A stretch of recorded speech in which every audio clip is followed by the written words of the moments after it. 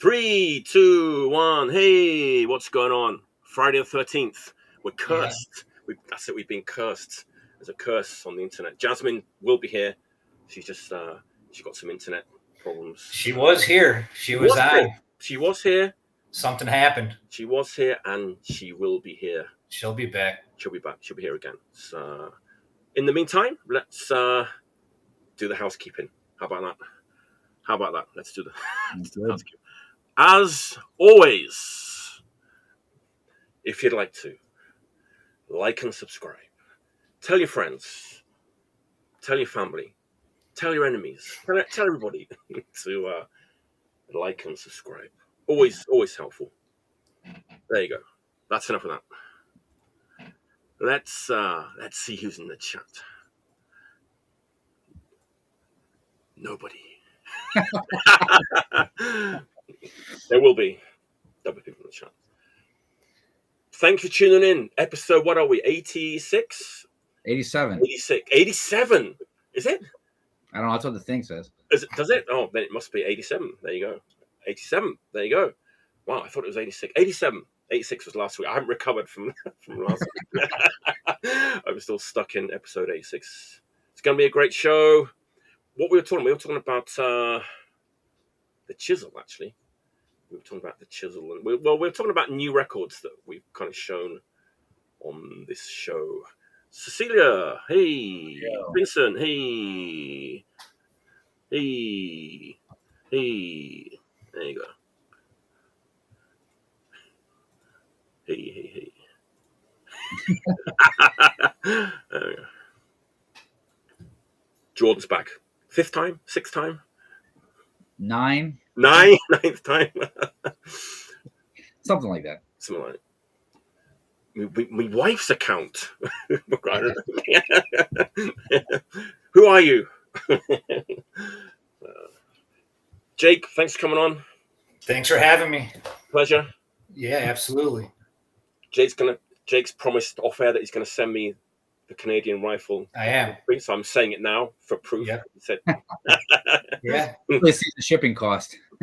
Yeah, he doesn't. Yes, he forgot that I lived at this point. Fuck it.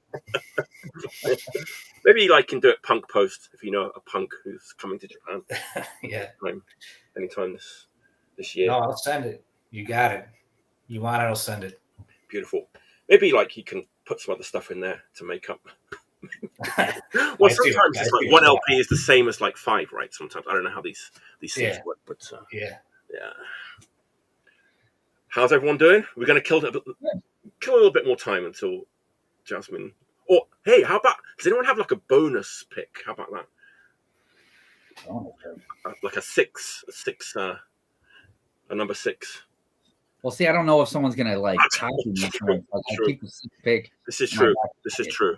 I just brought 5 records because I had to leave my house in order to be able to do the show. You did.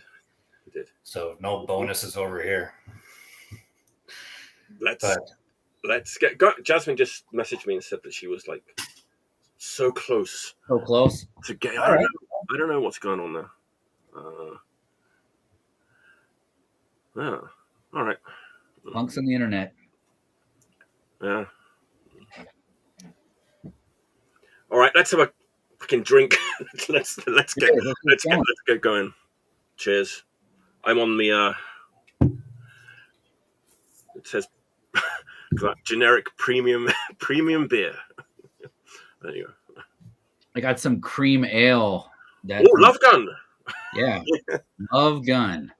My friend Ian got this for me in St. Louis. And so, classy. Delicious.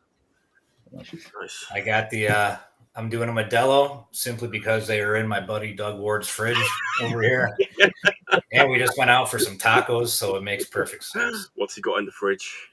Yeah. Beautiful. That's great. So right. It's the end of summer here, so it's hitting the spot. Man, summer's endless over here. Not to sort of drag things out by talking about the weather, but I just saw that the autumn or the fall leaves, the leaves won't start turning color until December 4th this year in Osaka. Wow. That's crazy, right? Yeah, I mean, leaves are already changing here. Where we're way off that yet. It's a couple of months before we have that. Anyway, enough about the weather and random other stuff. First pick. Let me lead you into this. So last week we had a bit of a Jerry A love, right? Fucking what was it? We had the Black Bacon. Check out the Black Bacon record. It's good. Michael List showed Derby Crash Rides Again, a reissue. And I was talking about the Long Knife record too. That sounds a little bit like Poison Idea. So a lot of like Poison Idea, Jerry A sort of related stuff last week. And then like, I think it was like either the next day, it might have even been before last week. The man himself, Jerry A, on his Facebook posted a song by this band, and he said it was like, I think he said it was like one of his favorite punk songs of all time. Is what I saw that post. Is what he said, right? Yeah, great song. And it got removed by Facebook for some reason. But there was a lot of good comments in that post. A lot of kind of good stuff came out about that band, and Chris Lowe from the Part 1 and the Apostles chipped in with some stories. So I'm talking about this band, The Dark. Yeah. The Dark. Okay, The Dark. It's UK. It's 1982, but it ain't UK 82. Although there's kind of a little bit of that in there. It's kind of unavoidable, during this time. It's, mid-paced, like punk, charging punk, but it's kind of got this like gothic tinge to it. Gothic, and a little bit sort of early LA punk too, which is kind of unusual for a UK band at this time. Really not the norm for a UK band. I mean, they've been around since like 79. This is their first LP. They've got a bunch of singles out before this as well. But really interesting band. Like, it just doesn't sound really like anything else from the UK at this time. Although, like, the band The War, and Dead Man's Shadow were kind of doing, like, kind of similar things. I think this is the best band out of those three. But it's like, I don't know, it's like, and also The Damned. It's got this like big kind of down. The vocal a little bit. The vocals, yeah. It's like, it's funny because you're listening to it, you're like, oh, yeah, this reminds me of The Damned. And yet, like, none of the songs sound like any other Damned song. It's not like, oh shit, they ripped off like Generals, or they kind of took a bit from here. And there's none of that. It's all like very original sounding, but it kind of has this like Damned vibe to it. I think it's because of the vocals and sort of a bit of a gothic tinge to it. I think this band should have been more well known. I mean, they kind of came and went like pretty quickly. One LP, bunch of singles, great stuff. It was kind of great that Jerry was like, yeah, this is like one of my favorite punk songs of all time. And he was like, next week he was like wearing the t-shirt as well. And I was like, man, you really like this. Yeah, it was good, because I've been thinking about showing this for a while. So I was like, this is the perfect kind of opportunity to talk about. Yeah, The Dark. I've kind of held it against the new band called The Dark. Right, but I think they thought that people had forgotten about this Dark. Maybe, and they must have known this The Dark, because their sound like that a little bit too. It's kind of like, it's similar, right? It's like punk with like these gothic dark overtones. So they must have known. But like, anyway, I'm not mad about it too much. But I thought it was pretty funny that they chose the same name. There's a couple of other cool things about this record. First of all, they have like an anti like John Wayne song, okay, which is like MDC. Pretty much like the same like lyrically as the MDC song that came like years later. I thought that was pretty cool for like a UK band in like 82 or 81 to have like an anti John Wayne song. That's pretty cool. And what else? Razzle, who was later in Hanoi Rocks, was in this band too. He was the drummer. Wow. He doesn't play on this record. But he played with them live. And it's funny, I was talking about like people were commenting on Jerry A's post, and it was basically, I was like saying, hey, he didn't know. Like I was like, hey, does everybody know that like Razzle from Hanoi Rocks was like in this band? And everyone's like, that face, what's that? The shocked Facebook thing. Yeah. I guess people didn't know that. And then Chris Lowe was like, yeah, like he was also drumming in the Apostles at the same time. Damn. Which is crazy, right? Like the Apostles, The Dark, and he's like, yeah, and then he left both of those bands to go and join like Hanoi Rocks.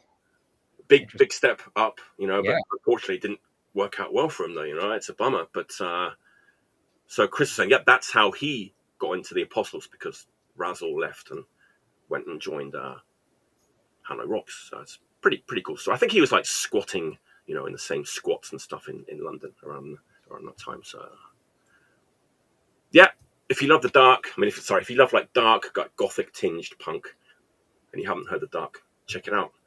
And not only do they have this record, this has been reissued by like Music on Vinyl, which is a kind of weird choice of label.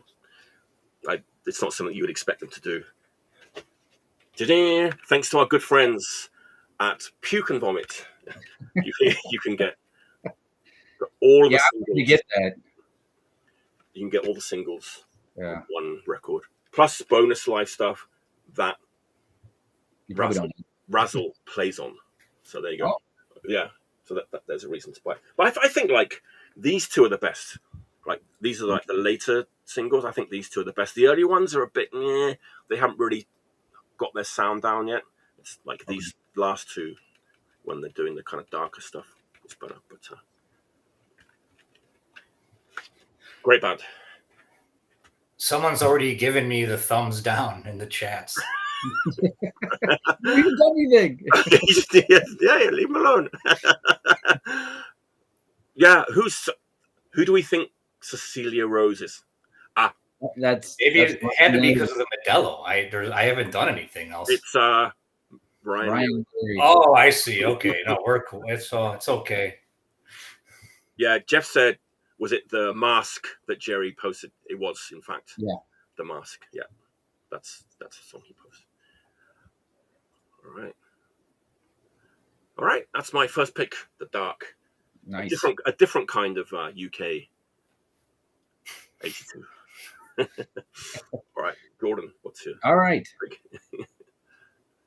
United States hardcore in 1984. Kind of a monumental year in hardcore rock. We have Black Flag's My War.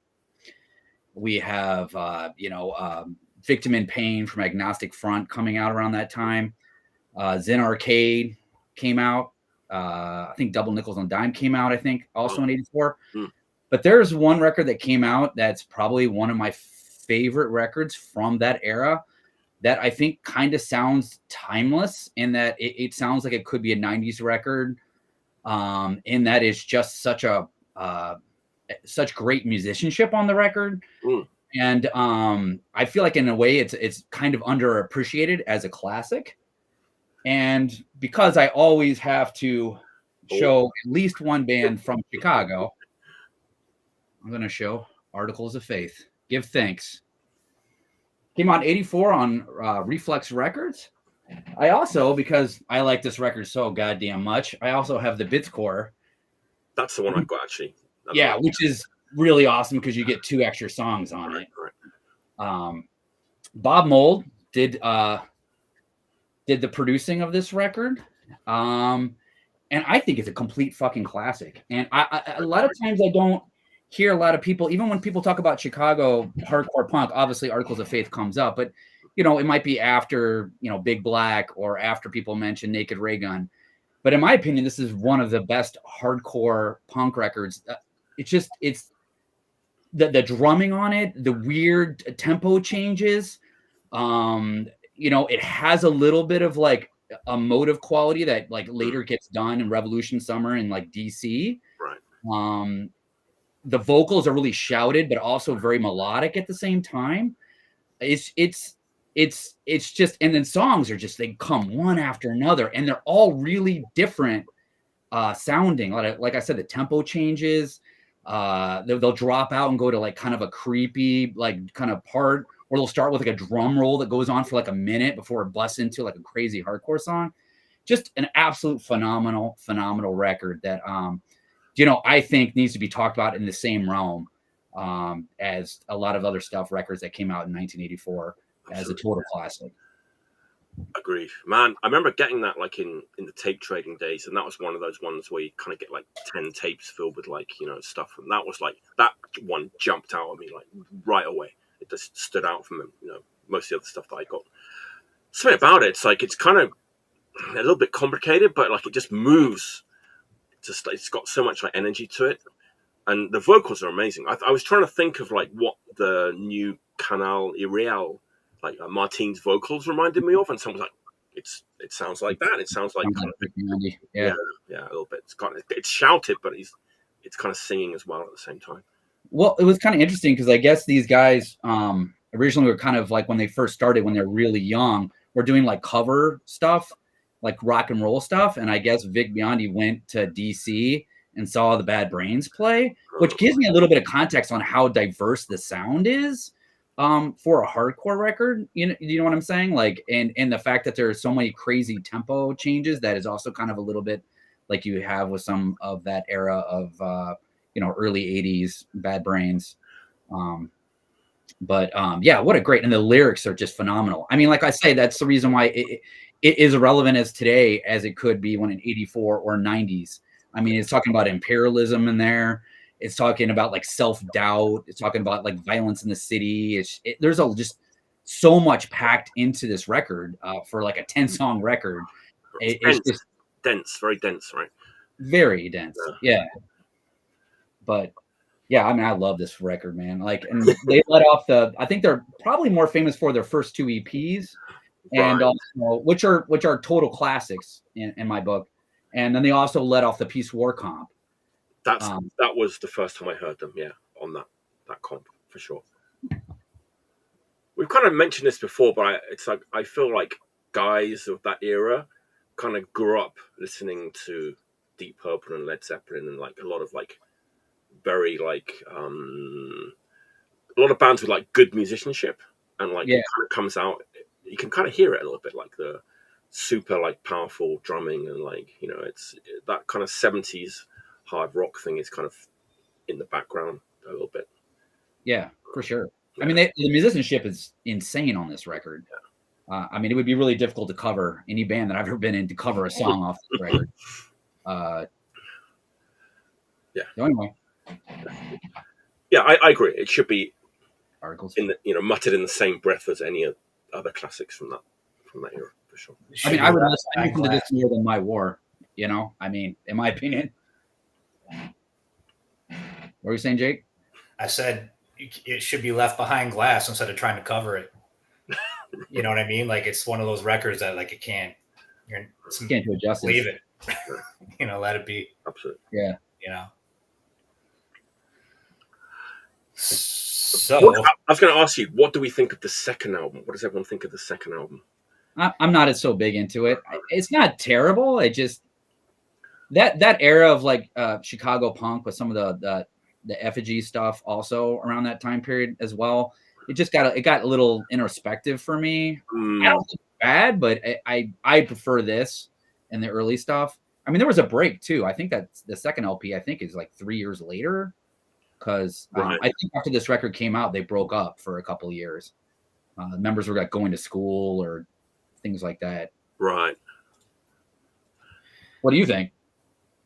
I might have heard that one like at the same time, right? Maybe I got it on the same tape even, and of course, like back then, I didn't know which one came first, and I was young, and I guess if I really thought about it, you could probably guess which came first. But sometimes it doesn't actually work that way. It's like Rites of Spring, like the early one is like way worse than like the early stuff is like way worse than like the later stuff. It kind of went the other way around. So it's like I wasn't sure like which one came first. Yeah. I kind of like it, but it's getting a little bit mellower, right?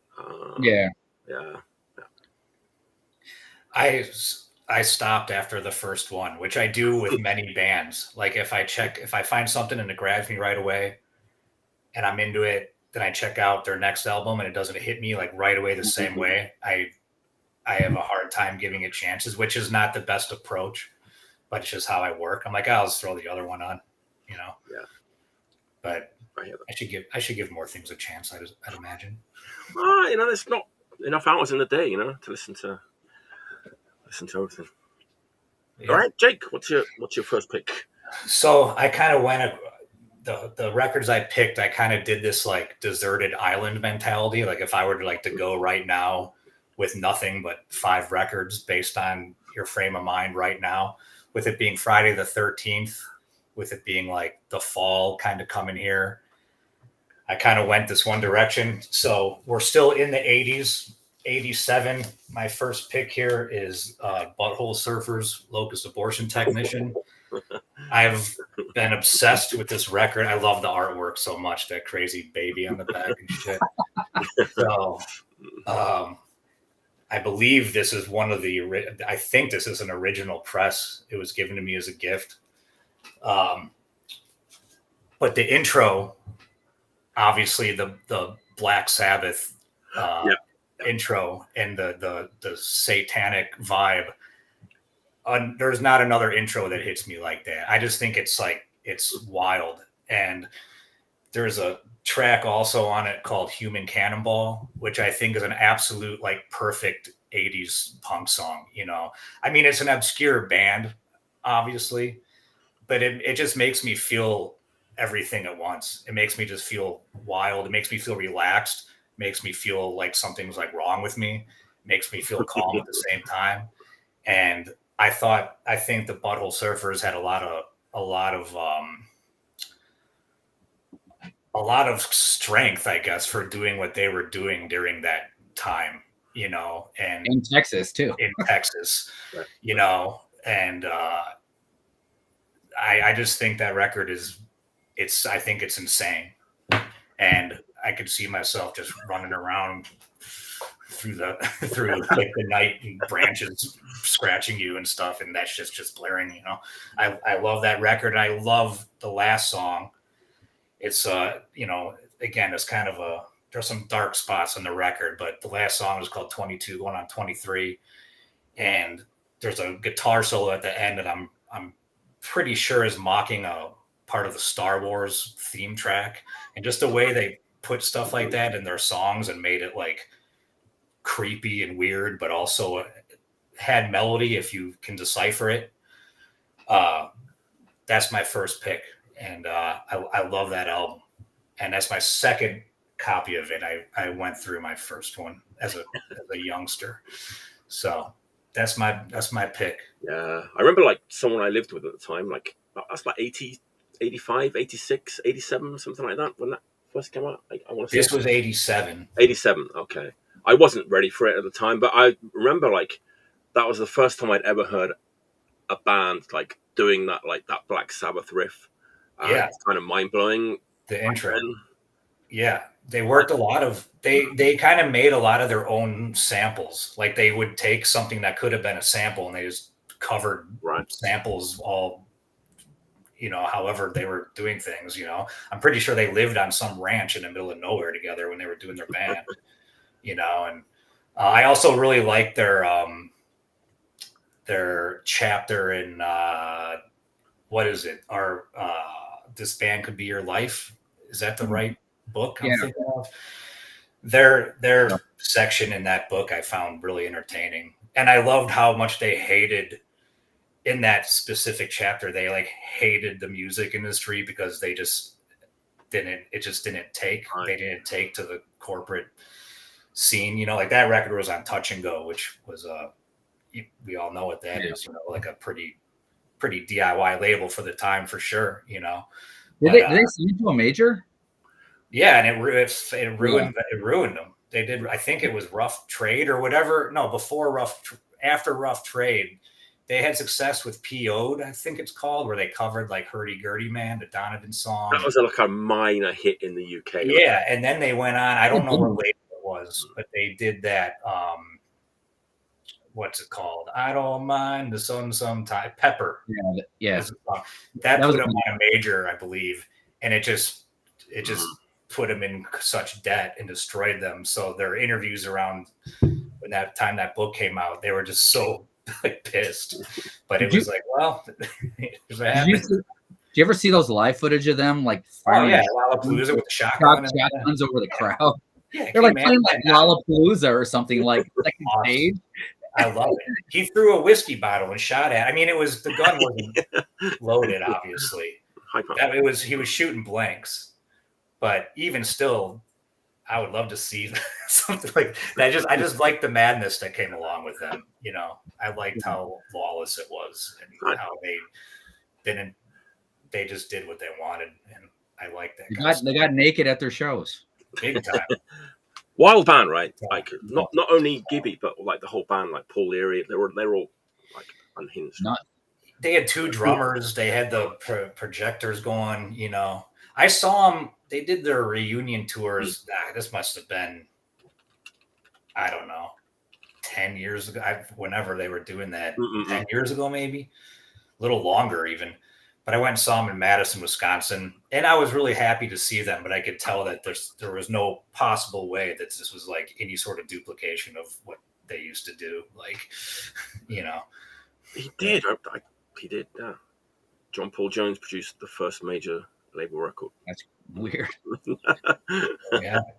Yeah. So, Nice. Remember that? Just to go back to the Butthole Surfers. Like I remember, like the first song I heard by them was that "The Shah Sleeps in Lee Harvey Oswald's Grave." Is that yeah, they have a pretty big catalog, which is almost like a hardcore song, but it's fucking weird as well. That song's even weird, which is yeah. Who was in my room last night? All sorts of good stuff, you know. Yeah. All right, it's round two already. Where's Jasmine? Come on, like. I believe. She texted me. She says this shit ain't working. I'm so pissed. I don't know why it's not working. Like, because she's on a Mac and she's got the right browser and like she's on the internet. So I don't know why it's not working. But I believe that we're doing all right. We're chugging along. chugging along. But quite literally chugging along. All right, this is one that I Sealed Records. We love Sealed Records. They kind of bring back to life things that have been dead for like a long time and forgotten about, and unearth these great things that maybe some people know about. And I've been like waiting. Man, we've been waiting for someone to reissue this, and finally Sealed has like stepped up to their plate and reissue. And sometimes it's something that you've never heard of before. In this case, this is something that I'd never heard of before. But it seems like a lot of people were like really, really happy. So I was kind of surprised that they'd managed to kind of reissue this record. I'm going back to the UK 82 again, actually, but it's like this ain't UK 82. It's completely different kind of music. So it's Sealed Records. Originally came out in 82 on a 10-inch single. It's a London band, and really their sound is like everything kind of good and a little bit weird that was going on in like the underground in the UK at that time. Yay! Woo! All right. There we wow. go. I got locked out of my Facebook account. I had to reset my passwords, but I ended up having to like troubleshoot my internet at home, which I'm not very man. That stuff, but now we can start the episode. yeah. But I did try to watch y'all, and then the internet, like, it barely let me watch y'all, and then it froze up when I was watching. So I was like, everybody show what they gave. So our first picks were mine was catch me up. Mine was the Dark. Butthole Surfers. Oh, that's fun. Oh, Jake, what is that? Locust Abortion Technician, Butthole Surfers. Oh, you must know this. Awesome. I do. I just don't remember. Yeah. You're on the back cover. I remember the back cover. I've got Hairway to Steven. That's a fun one. Yeah. Classic. I know. It's not everybody's favorite, but yeah. I love it. That was my first pick. Yeah. Oh my God, that's so fun. You're not that far behind. I'm even like caught off guard that I just got it to work. Let's see, which one do I want to do first? Let me I'm kind of halfway through my. You're halfway through. I did like the build up to my second pick, but then we'll maybe go straight to classic. No. You guys, Yes. I missed the whole right before we started. Probably when we figure out. Mm-hmm. All right. What is it, Mike? Let's have a look. So I set the scene with this a little bit. It's UK 82, but it's not UK 82. It sounds like kind of the best of all the kind of weird underground pop and alternative and anarcho punk that was going on in England at the same time. It's this record. It's very pastel. It's 12 cubic feet. Straight out of the fridge, which was originally just a 10-inch. It's been lost in the mists of time. Yeah, I mean, it's jangly. It's got like a cheap organ. It kind of straggles that like fence between like poppy anarcho-punk and like the kind of set tape indie pop that was like Dog-Faced Herman's a little bit. A little bit more. It's not as frenetic as that. It actually has a kind of like poppy, especially because of the vocalist Sally. She has a really good way of like putting like a poppy melody over some kind of like slightly like complicated or music. But there's a lot of things I like about this record.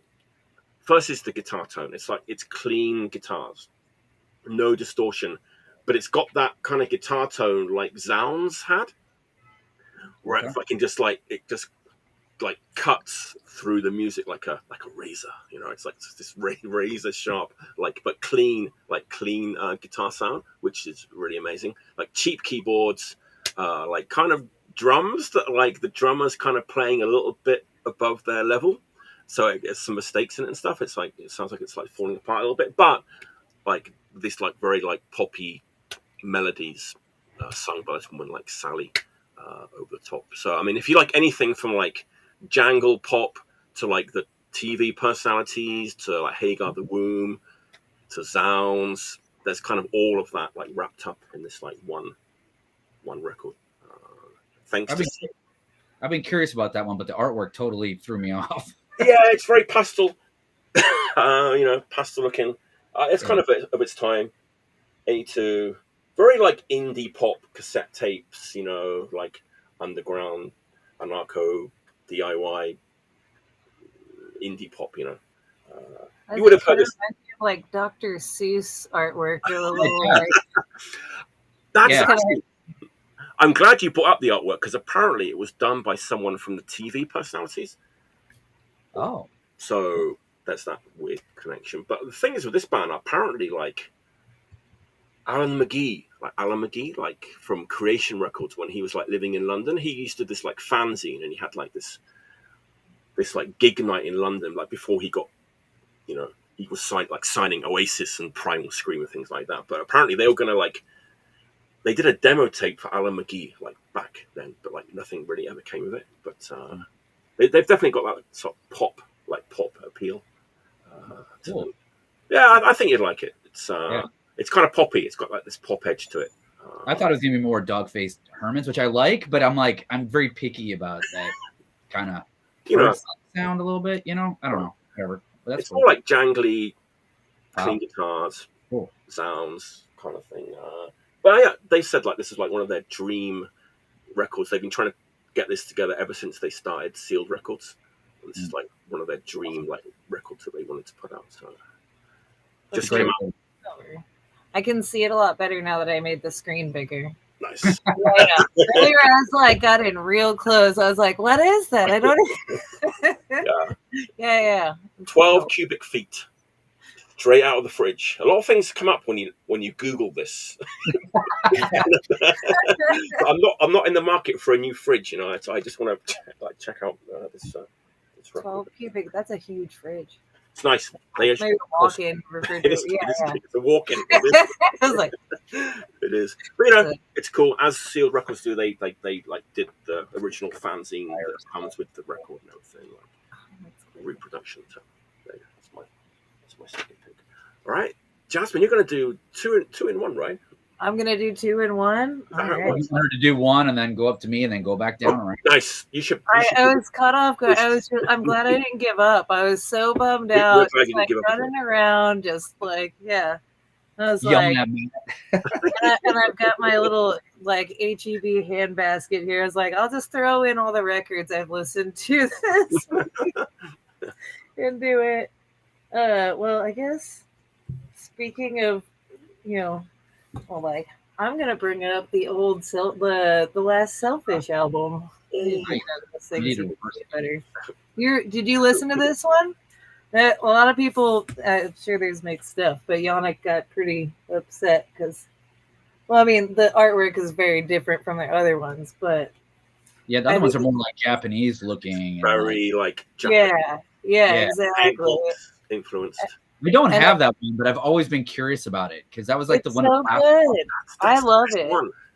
It's like it's got some of some of that Scandinavia influence and some of the like intros and stuff like that, but it's still got a bunch of the Japanese influence too. But you can feel the Finnish influences in there with this one particularly. I think they worked on it. They went way over budget and they worked on it for a long time.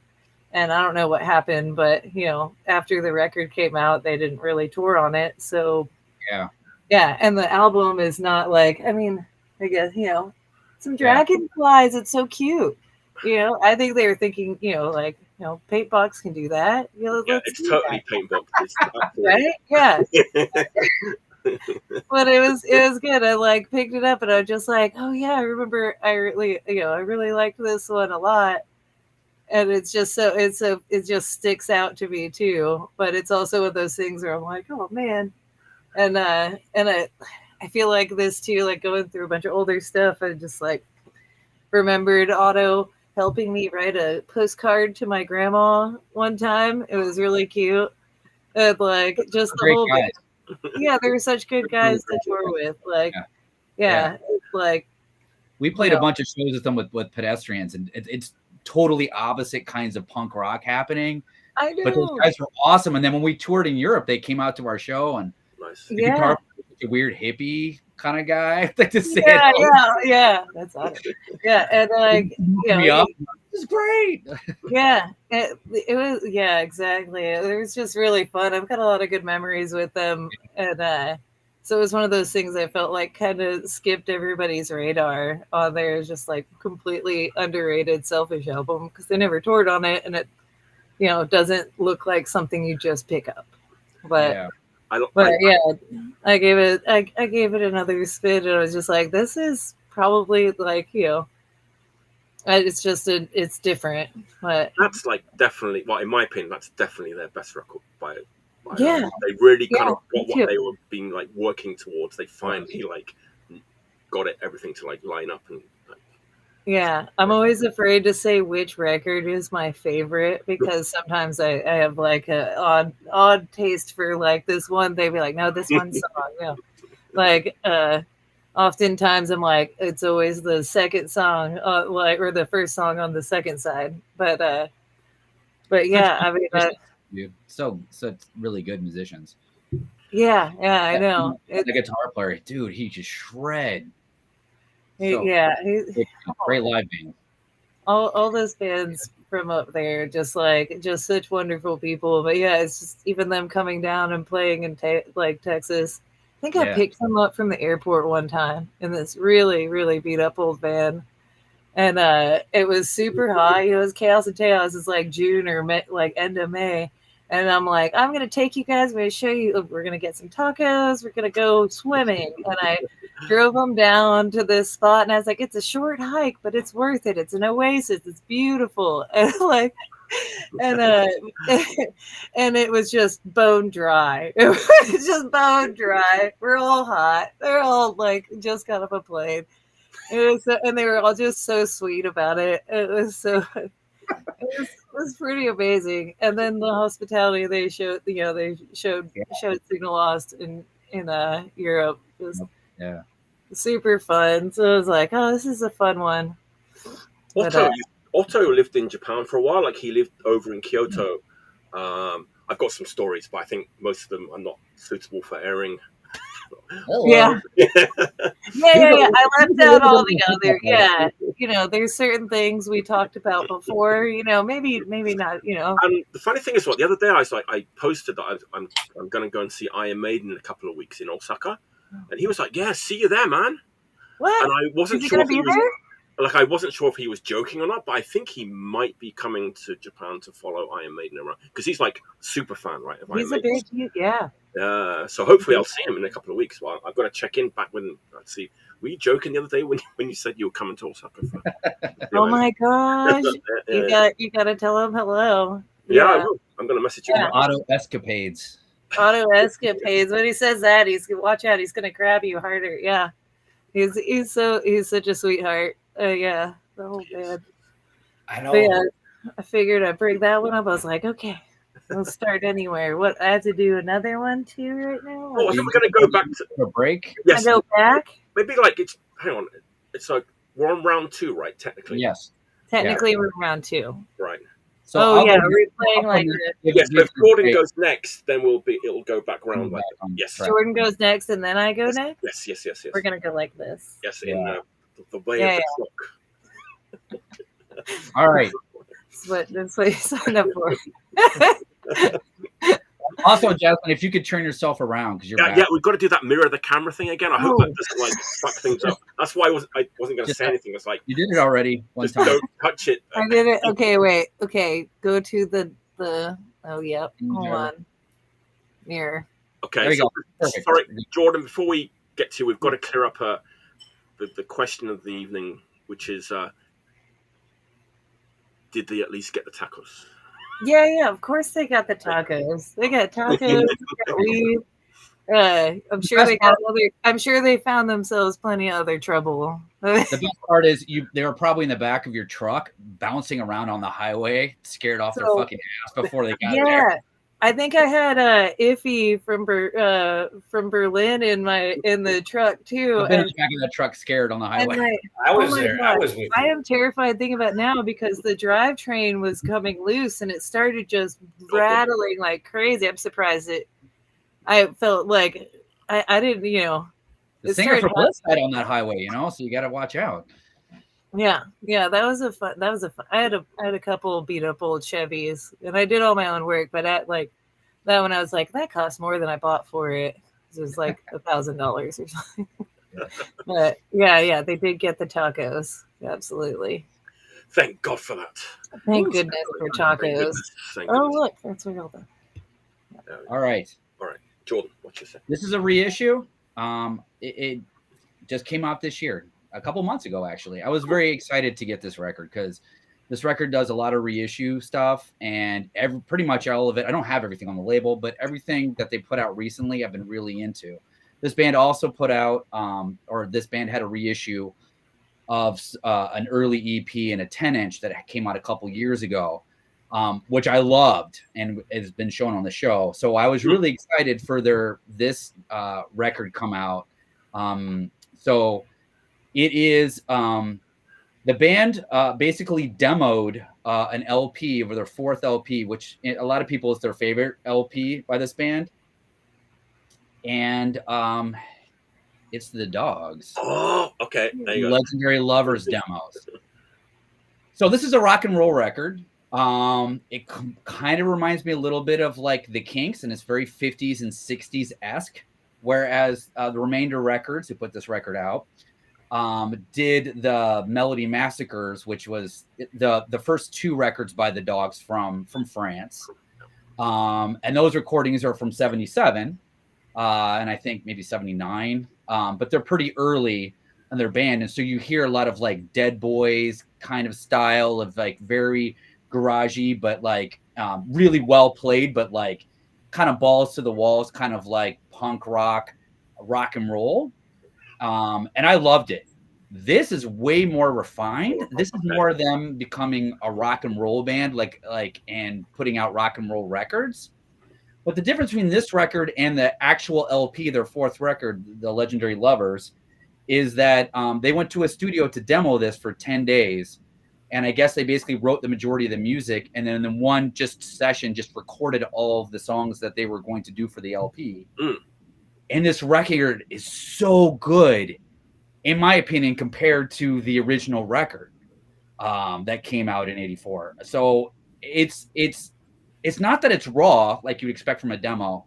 It's really just there's more like dueling guitars work on it, whereas the original Legendary Lovers LP has a lot of percussion going on it, just like people playing the maracas and just like a lot of just extra, a xylophone, some saxophone. There's just like a lot of it's very busy rock and roll on the original LP. That takes all of this, most of that is out of this. So it's just basically the songs, and it's incredibly tight. And it has like that 50s and 60s kind of like rock and roll feel to it, but really great songs. The song Legendary Lovers is kind of a morose kind of like rock and roll song, very mid-tempo. It's been stuck in my head since I've gotten this record. I got this record like 2 weeks ago, and I've played it like pretty much every other day, just because I fucking love the whole first side. The Legendary Lovers and To Be My Lover are just really sad, like rock and roll songs, but they're really tuneful, and it's really, really great record. I like this better than the original. The original is a little bit different though, because there's 2 songs on this that aren't on the original, and there's 2 songs on the original that's not on this. And there's 1 song on the original I really like that didn't make it on here. Okay. So that's a bit of a bummer, but it also makes me want to track down the original LP. But I had to compare because they say that this is a legendary recording in comparison to the actual LP. Okay. That can be a selling thing. You know what I mean? Like you don't.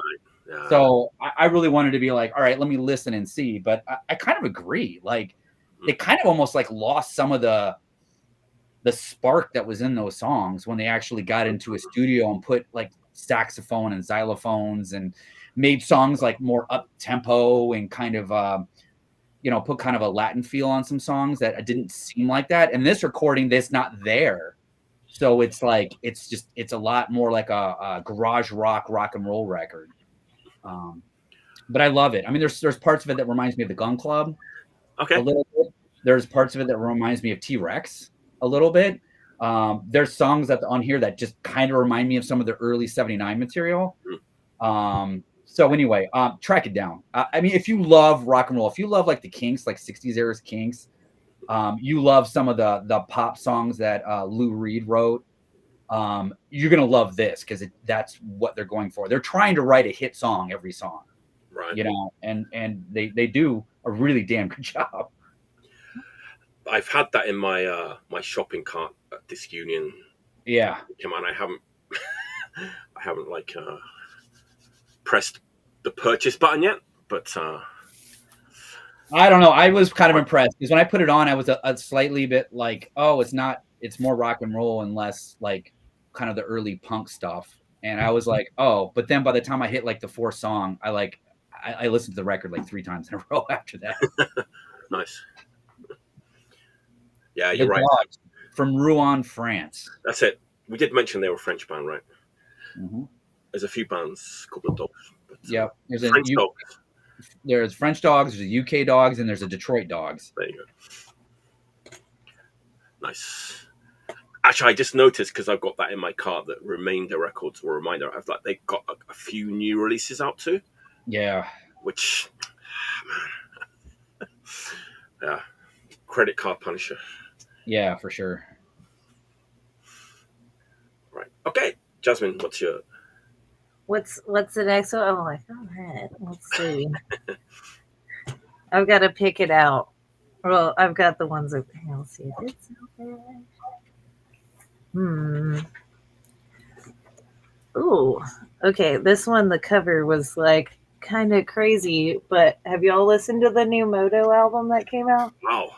Oh, I haven't. They already made 300 of them, and the cover looks all messed up, but that's how they made it. It's like supposed to look like the wall, I guess. Yeah.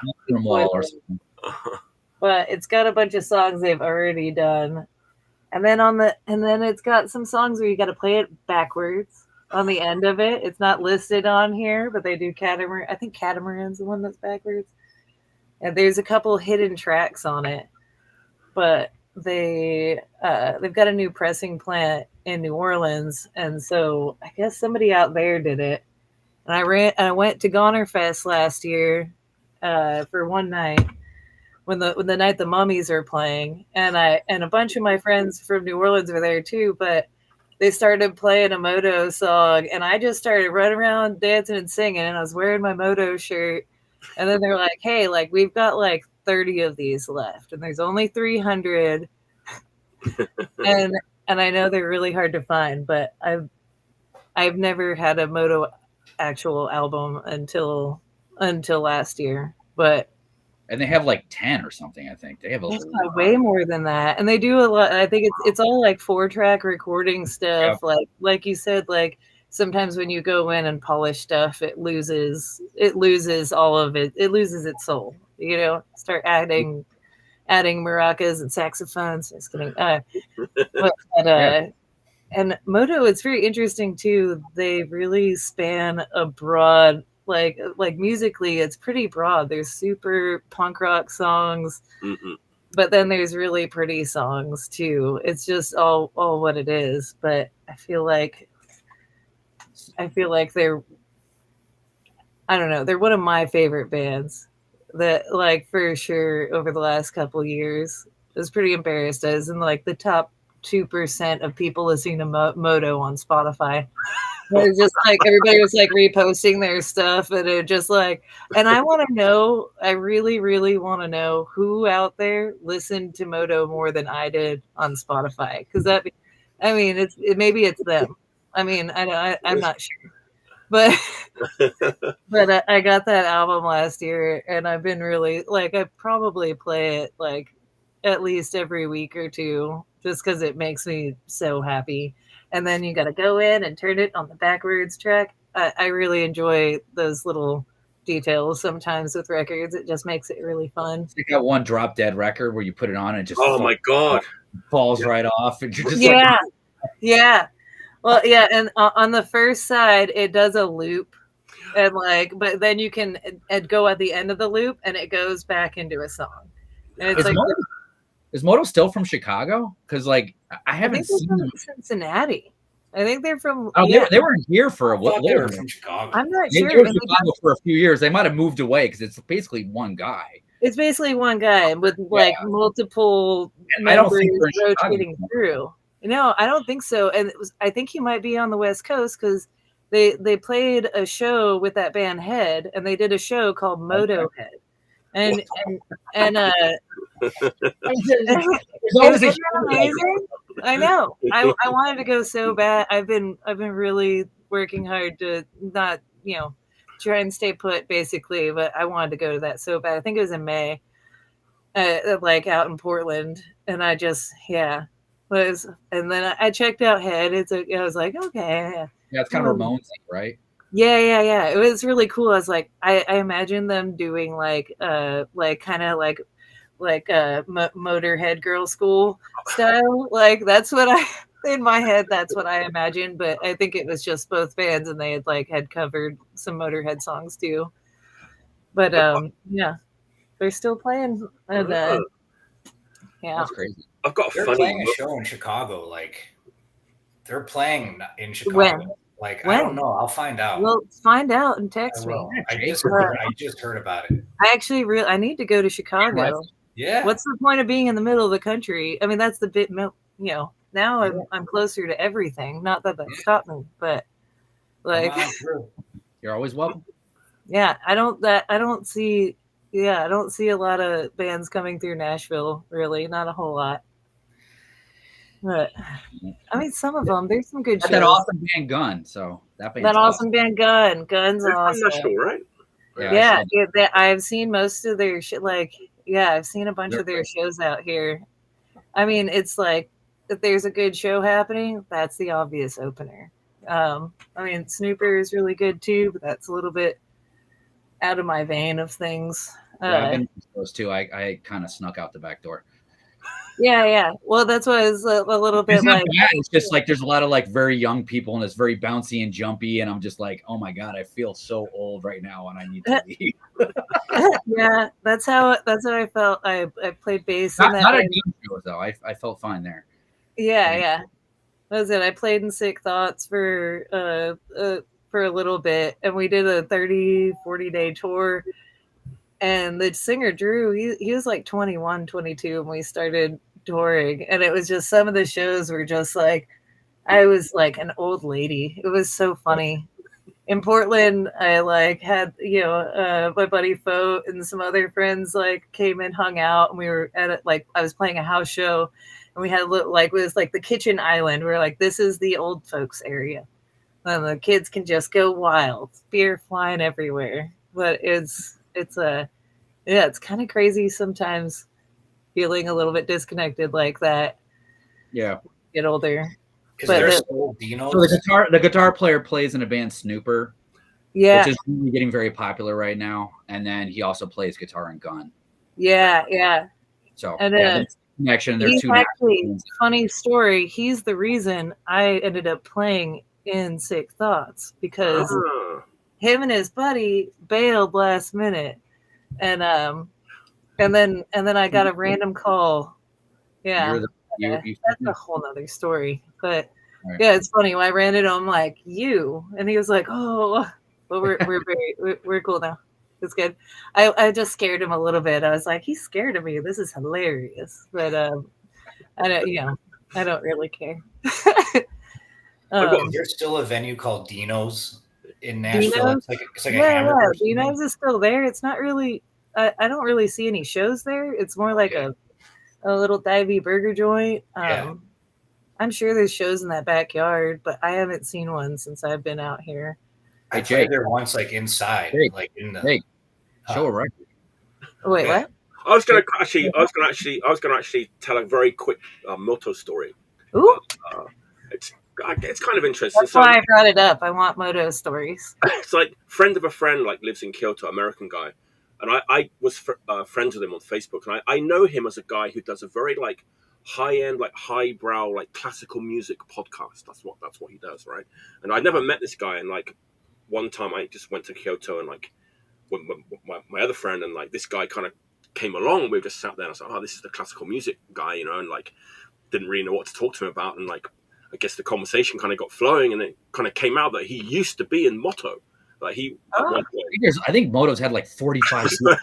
Yeah. His name's Michael Vizzuto, and I can't remember like which records he played in, but like it kind of walked me. Yeah, you know, I used to be into the punk stuff, and I was like a bass player in M.O.T.O. at one time, and like so it was kind of funny. Like that's how I got into him also, because somebody I dated previously played drums for them for like an album or two in the late 90s, early 2000s, I think. And so I just through hanging out with him, I like started listening to a bunch, and just pretty much got obsessed with it. Eventually I kept spinning. I was like, this is Moto too? Wait, this is Moto and this is Moto? This is awesome. I like listening to a band that can be diverse and still catch their audience, like the same audience. Like some of them are pretty, some of them are like, you don't have to be a dick about it. I love that song. I'm at work whenever like there's just some manager or like foreman being a jerk. I'm like, don't have to be a dick about it, and I dance her out. It's really fun. It makes me feel better. But it's funny. It's like somehow a cult, but I think it's worth a spin if you can find it. Yeah, that's the thing. If you can find it. Yeah. Catherine Strickland said she's got the first Moto record. She said she's going to give it to me. So eventually I just got to go and get it. Yeah. Nice. But it's like not even Motos. Before they said they were called Moto, and I don't have it in person. So I did not retain that information at all. But yeah, I have it honestly. Just like, oh yeah, I think we talked about it at Goner Fest when I was wearing my Moto shirt, having a Moto day. But yeah, all right, I'm done with that one. All right, Jake, what's your? We're on round 2, right? Yeah, round two. Round two. Yeah. Yourselves in. It's gonna be. Butthole Surfers. I'm doing this for next. The Wrangler Brutes. Fuck yeah, that's a great fucking record. I've almost owned that record. I love this record. Yes. And the very intro, it's so fucking good. Yeah, I love the back art. Dad, there's like 2 elephants fucking, and it's just a gravestone that says Dad. Homosexual President is the last song. It's just a fucking, okay. Sam McFeeters is one of probably my favorite artists drawing wise, and the sound of this record, it like matches his artwork. It's just like this wild, unhinged stuff. And another thing I love about this record is I very often try to like just play along with records just to like rehearse. And I can't tell if the beginning of this record has this guitar intro, and I can't figure out how to play it. And I can't tell if it's finger tapping or just like regular strumming, which is a good side. I do enjoy not knowing how to play something because it makes me feel like, how the fuck did they do that? You know, like, so it challenges me musically. All the instruments are super abstract. Like the lyrics, the vocals are It's just funny. It's funny. A hilarious record. They're sarcastic. They're satire. They make fun of. It makes fun of just the way everything is. You know, like it just makes fun of people and how shallow things. It makes fun of plastic surgery. Makes fun of Viagra. Like you name it, it's making fun of it. And I'm a huge Sam McPheeters fan. Also, some of the members were in. The guitar player Andy was in Skull Control, which I thought was an awesome band. I think he was in. Was it Red Eye Legends? Is that right? I think he was in. That's not right. But anyway, I love Skull Control. I love the drum. You might be right. Let us know in the comments. Let us know in the comments. Brooks was the drummer. I know there's a member of Men's Recovery Project that's in it, and obviously Sam McPheeters from Born Against and Men's Recovery Project. I don't think Andy was in that though, but I might be wrong. Anyway, I'm just a fan of all the members. I think that's a great record. It comes with a really good booklet. You know, Sam McPheeters doesn't leave anything out when it comes to pushing all the art you can into something. You know, his books are cool. I don't know if you guys are familiar with those, but I've read them. A book about the angriest man in the world. And he's like a cashier at a Sitco station or something. Yeah. Because I read it. But I was just flipping through my picks today, my records at home, and I was like, this guy's coming along. So that's my pick number 2. Nice. Wrangler Brutes played a basement show in Chicago at the I was there. Which was like insane because there was probably like 120 people trying to get in a 35. Yeah, it was fucking amazing. And Sam McPheeters was trying to ignore everything, and he put earmuffs, like he had like sound earmuffs on, and was trying to read a book and had a light. He had a flashlight. He had a flashlight. And he was trying to read. He was trying to read during the set. That's awesome. Also, they were such a great band. They're really awesome. The record's awesome. It's so quirky and weird and funny. I love it. It's right up my alley. It's great. And we actually, speaking of Nashville being like kind of hit or miss with shows, Rotor played with them in Nashville with Signal Lost and Bury the Living.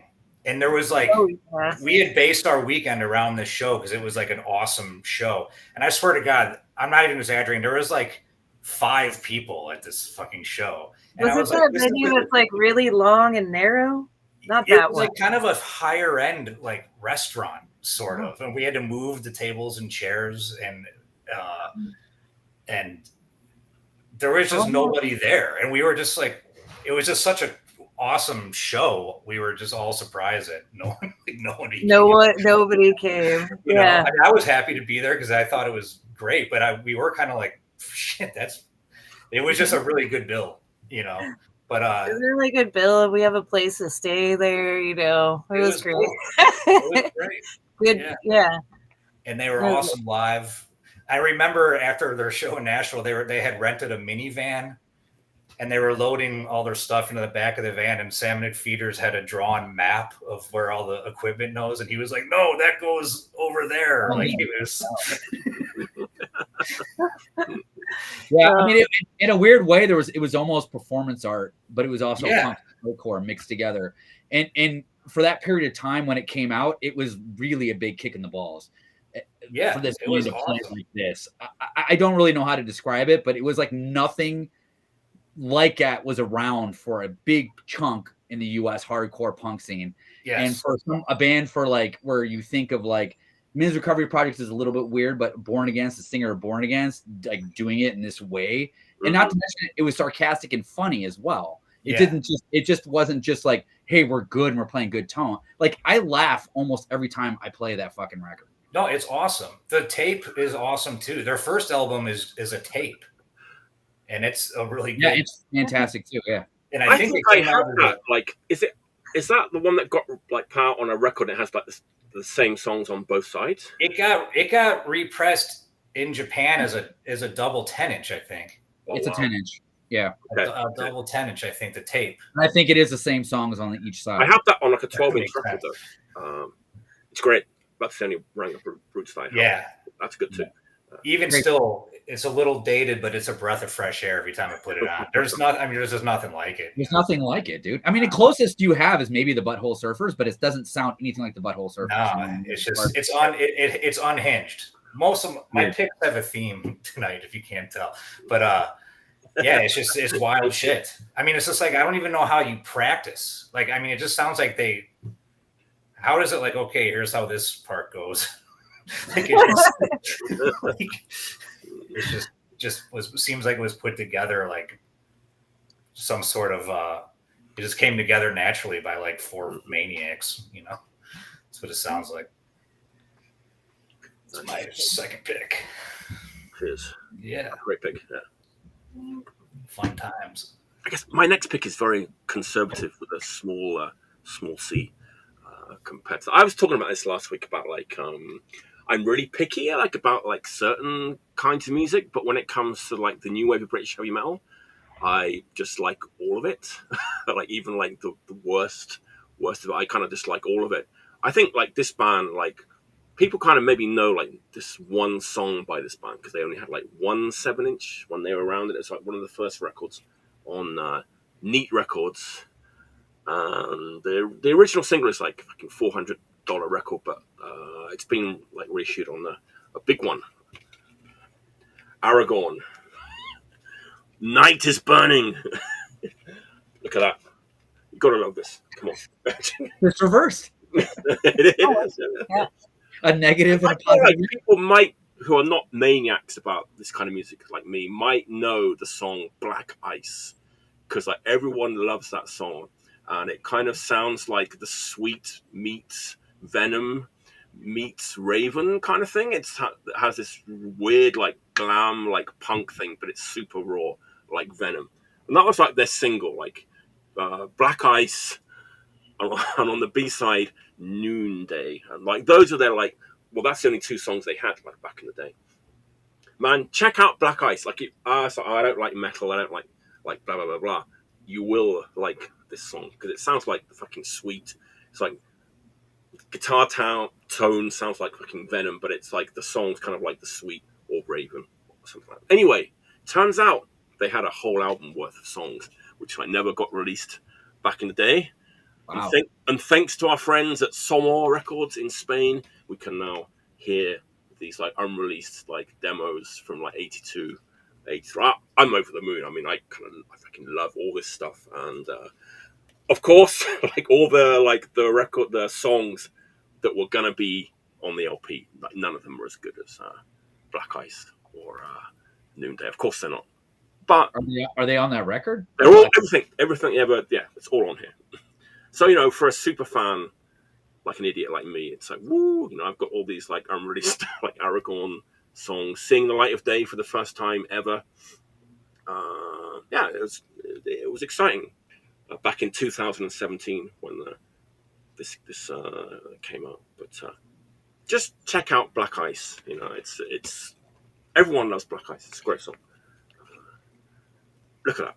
It looks cool. Look, I mean, come on. I'm gonna check it out. Yeah, you know, it's like a lot of people don't like you know, don't like the new British heavy metal, and it's like it's super raw. That stuff is pretty popular, actually. I don't know. It's just hard to know what is what, to be honest with you. Like, well, that's the thing. There's so I grew up much. in punk, so like that stuff, just I don't even know what that is. Well, there's like so much of it, and there's like thousands of bands that only had like 1 7-inch or like one like compilation song, you know. And it goes, how deep can you go with this stuff, you know? You start with Iron Maiden, Raven, Saxon, Tank, Angel Witch, Tigers of Pantang, and then you can go like as deep as you want to go right with this stuff. But I like to go deeper than deep with this stuff. I don't think this is too deep. I think people who like new wave British heavy metal love like Black Ice. It's like one of those like classic songs from that era. Like I don't know. So original 7-inches, $400, or $30 for this big boy. Yeah. So Nice. Aragorn's from Lord of the Rings, isn't he? Isn't he? You got me. I watched all the movies. Isn't he a Lord of the Rings character? Someone in the chat knows. Let us know in the chat. I don't know. Who's Aragorn? Isn't he like a wizard? He's a wizard, isn't he? From like Lord of the Rings, I think. Sounds right. Yeah. Right. This is not Hobbit Rock. This is New Wave British. All right. All right. Well, I felt the need to play a new record or show a new record. Feel the need. A new release. And the majority of the new releases I've been listening to recently have already been on the show. So I just saw this band recently with Jake. Me and Jake were hanging out, having a good time. I saw this band. They were fucking fantastic. I got their new EP. This band really likes to put out EPs. They did an EP 12-inch. So that's great. But this is their new EP. Reeks. Oh. So the new Reeks. Okay. It was a good show. It was a great show. This band is kind of starting to like get really popular. Yeah. I was a bit surprised. The third time they played Chicago, and the first time were both the first two times were, I believe, both in DIY spaces because they were on the south side. Both shows. We saw them at the Archer Ballroom, right? Archer Ballroom, and then they played a basement show also on the south side. Okay. But this third time, holy shit, did people show up in Chicago to see them play? It was full. It was a great time. It's the trickle down effect from like the Chisel and Home Front and all that stuff, right? Except that this is better. Right. It's got an Oi is back. Yeah. Oi is back, but they play kind of a more traditional street Oi, I would say, for the majority of their first 4 EPs. I think they have 4 EPs. I think this might be their 5th. But this is a little bit different. It kind of caught me off guard. I heard the songs played live before I bought the record. So I had that kind of where I kind of like saw that they were playing, like the way the drummer was playing. I was just like, whoa, because that was not the same style. He was playing very fast and like very rudimentary, which is kind of what you hear on this record. So when I got home, I got the record of the show, came home, put the record on, and I was a little bit like, whoa, because it's a little bit kind of echoey and like the drums sound like a drum machine. So I was confused because I heard the songs live. So I was like, he was playing that way, but it sounds more like a drum machine on here. But I don't think it is. I think he's just playing that style. But I don't 100% know. I know Eric Good had posted that it sounded like Metal Urbane. He said that, right? Metal Urbane. He did say that. And I'm not super familiar with Metal Urbane. I do have one record. And I try to compare it. And I do agree a little bit with kind of how the drums sound. But it still sounds like Reeks in a way. So it still kind of blends those two elements. But it is kind of interesting by the 5th EP. They've kind of decided to do something a little bit different. So anyway, but I really liked it. It took me about 3 listenings before I finally like got over the fact that it had this icy, echoey kind of feel to it. And then the drums being very, especially on the B-side. The B-side, it really does sound like a drum machine. But I heard at least one of those 3 songs. I've heard at least 3 of the 4 songs live. Okay. So I know he drums them. So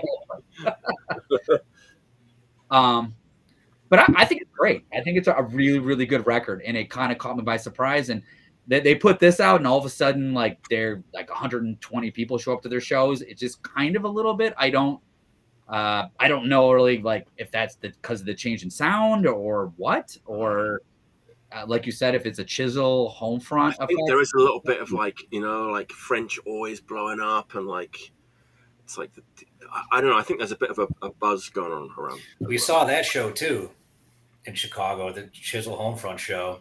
Yeah, it was a different feel. It was a little bit of a different vibe. Mm-hmm. Yeah, it was good. It was cool, man. Like, but I see what you're saying. There's like a connection between like, this kind of goofy picture on the back. Sorry to interrupt. Oh, the guy's like talking on a telephone with a rotary phone, but has to hide evidence. The drummer and I don't know. It's trying to shoot us. A lot of these bands, and it's not just them, but like there's a certain sort of fashion sense that's going on as well. Like the moustache. They look old though, and they look like skinheads.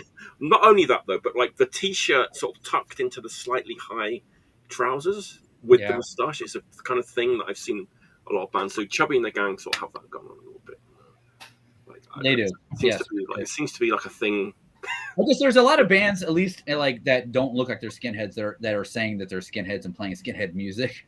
I mean, the drummer, I guess, is like kind of has a mustache or whatever. But I mean, this seems like, I mean, it's like, you know, it's oi music, but there's something a little different about this recording that's cool. Mm-hmm. I caught me off guard. I kind of heard a little rumblings, but it was good. I guess one of the guys in Blitz had a mustache. He had a mustache, yeah. You gotta have a guy. Mustache. It's a little bit oi division. That's what I call that, right? Like it's oi division. I like that. I would say they're a little tougher than oi division. Like, it's got a little bit of a tough quality to it. When you say Jake, I don't know. But home front are oi division, right? It's like, home front are oi division. Oi division. Yeah. They seemed tough, for sure. You know? Oh. I think I saw them last year, and they were opening for Arcade Fire. It was a really giant, huge place, and I just really like strange. It's really big. Home front, right? Not to get them on a giant stage like that. It was cool though. It just. I think both they played recently. It was in a smaller club. I think they both belong to kind of a bigger like management agency, booking agency now. So they're kind of getting on these bigger shows. I mean, there's a weird thing in Chicago right now where some oi bands are coming into town and they're DIY, like, you know, but they're playing bigger shows. Mm.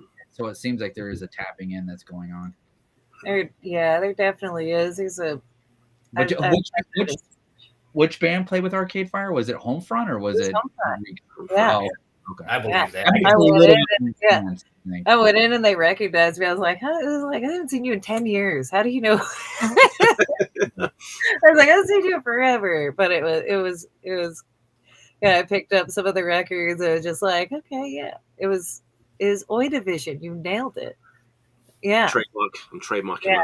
Yeah, you definitely. I was like, yeah. But yeah, I've got lots of friends that aren't skinheads. But like my friends, my old bandmate Kevin Alexander, he plays in Concrete Elite, and like none of them are, but they play oi music. That's fun. They do. I've seen them play. They were good. They played together.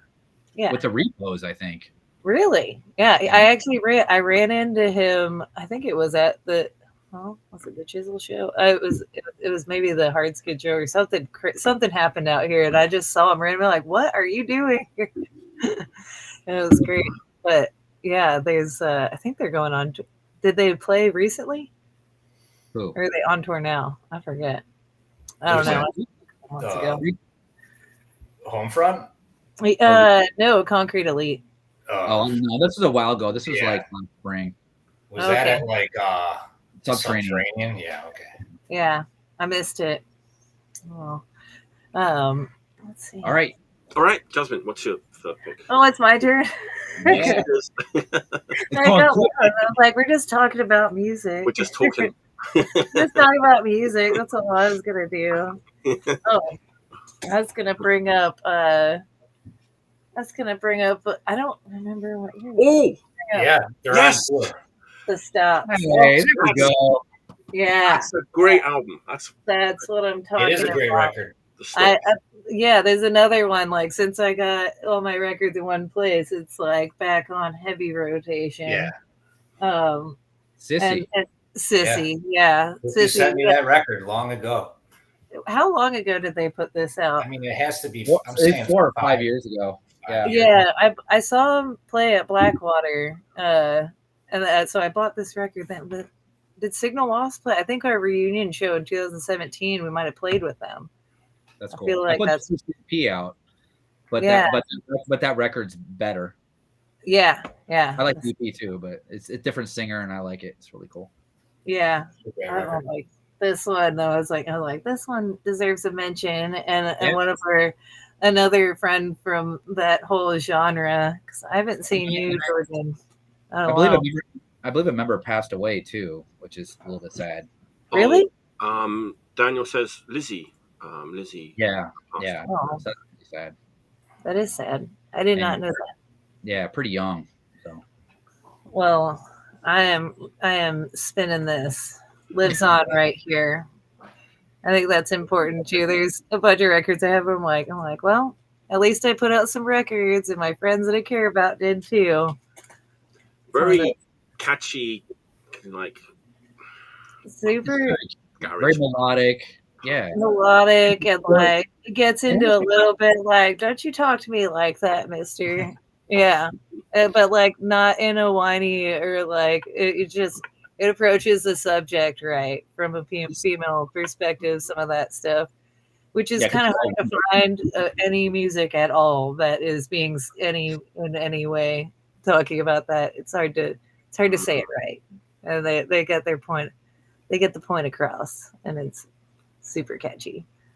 Oh, Moom. Yeah, everybody should listen to Moom. I really like that band. I put their first EP out, and you did? What I liked about it is they had that kind of Portland sound, all women band, and there was definitely just like, I don't know, it was something about it that really like captured. I don't know. I thought it was an excellent, just how melodic it was, but it was a little dark. And at the same time, just like these women like just rocking it out, and it was really great. I was really excited to put the EP out, and then they had a singer change with that record. But I also feel like with that record, everything kind of went up a notch a little bit too. Yeah, man. Yeah, they're one of the few ones around like that band Dame too. That's another one that's like all like kind of like yes, all women bands that are kind of. Obviously, the stops aren't playing much now, but. I don't think are they playing still? No. Did everybody quit music? I don't think so. Sissy's still playing in Retirement, which has a record out on. Fun name. And Retirement. Yeah. It'll be my last hurrah. Retirement. Yeah. Yeah, she's in that band, which is really good. Really good. Yeah, it's really good. It's like more hardcore, and it's kind of it has several members of different bands, but it's hardcore, and it's a kind of brutal, what you would expect on Iron Lung. And then she's also in another band, which for some reason I'm drawing a blank on, but it's an all-female band with Aaron Yankee playing drums. And I think Katie's in the band from Defect. Oh, cool. That's another great record. Defect. That record's great too. Yeah. Oh, that's awesome. I got to check out all those. Yeah, I'm sorry, I'm drawing a blank, but halfway through someone else's pick, I'll be like, I remember the name of the band. Yeah, do it. Yeah. They have an EP out. It's good. Anyway. I'll have to check that out. I love that album. It's amazing. I think before the show we were talking about like records from like this rough time period that maybe have been like forgotten a little bit, or are like classics, like a bit in the future, you know, that like in the future classics, being like this is cheaper. Yeah. And maybe that might need a reissue like at some point in the not too distant future, you know. That kind of thing. I probably still have 100 of those Stops EPs sitting in my basement. There you go. You know what? 20 years time. You totally have one. Yeah. I don't always look into who puts out what. Like half the time, people will be like, your friend put that out. I'm like, of course they did, you know. That's how I find out about music, through my friends and going to shows and checking out new bands. And and now being on a podcast.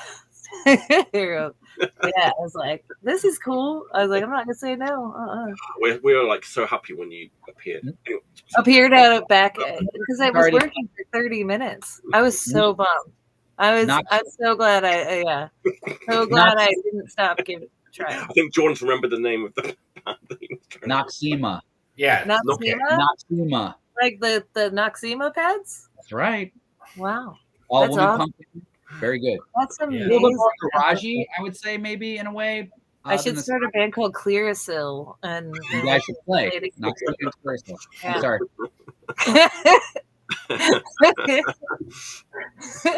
Right? Yeah. All right, Jake, what's your? Oh shit! What am I doing? Jake response. Oh, shit. Come on, wake up, Jake. What are we on? 3? Wake up, Jake. We're on 3, right? All right, I'm going to launch right in. I'm doing Eyehategod, Take Is Needed for Pain.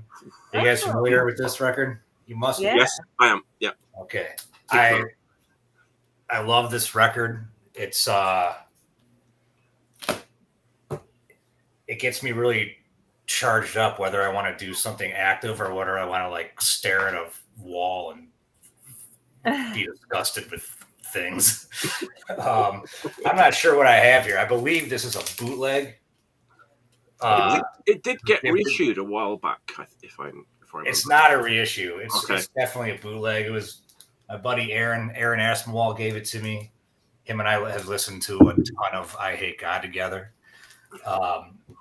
And just the samples alone, the instrumental tracks alone, the noise that's involved with it, all the feedback, I just can't get enough of that. When I listen to this shit, I feel like I'm like on some fucked up drug or something. So it makes me feel good. That's exactly how they intended it. Yeah. Their whole logo is like New Orleans boys. Yeah. Oh yeah, big time. Oh yeah. They're I used very to show proud of practice it, space with them. My old band, Torture Garden. It's my hardcore band in New Orleans. Or what? Like I got kicked out because I kept going to Alaska. But you know, it's fine. Really good band though. Like long story short. Yeah. But we shared a practice space together for a while. Had to be a nice place. Yeah. It was Fountain Blue. You know, it used to be a fancy hotel down on Claiborne, and then in the 70s or 80s, like it kind of turned into storage units, and these people took them over and they turned it into practice spaces. Back in the day, I hear stories about it. There was still a pool, and they'd have a bartender in the elevator, and like so people and everybody had practice spaces there, and bands would play on the balconies. But this place is still around. Just after Katrina, like really only the top couple floors are usable, and so there's all these little practice spaces up there, and the end ones are like big apartments. People have recording studios down there. I know a couple people that have studios, so a lot of stuff's recorded there, and it smells like piss. And you might get your stuff. I got my stuff out of there right before somebody just started shooting guns through like in the place through the. Like somebody had gunshots in the side of their van and stuff like that. But I got out of there. It's better than the place across the street where it's got a weighted elevator. That's scary. No, right when you said that you shared a space with them, I was like, well, that's can't be all that great.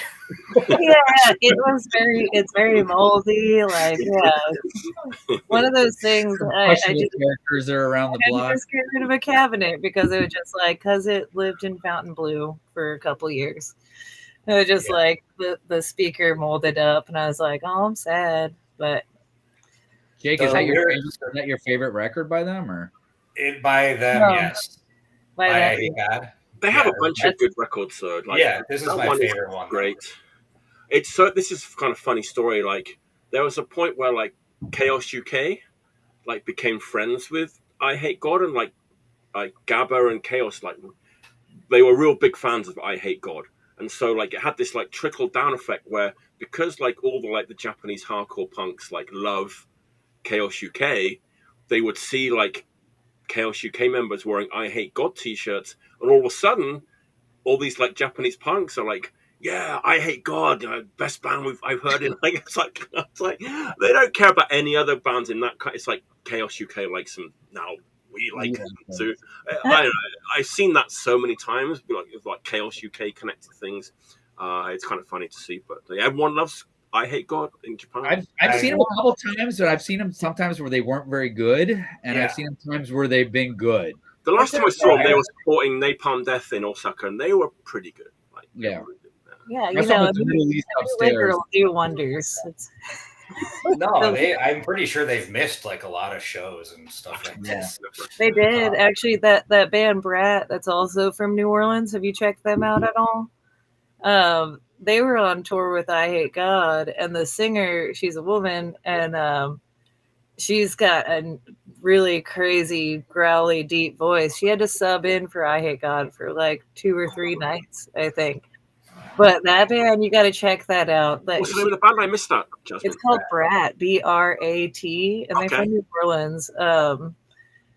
They're really awesome, nice people. But the singer, she is super athletic, and they splice in like different samples from like, it'll start off with like a Britney Spears song, and she'll be doing crazy kicks and dancing, and then all of a sudden it'll just break into this like extremely hardcore. You would not imagine that coming out of her. Yeah, you just wouldn't. She's a sweetheart.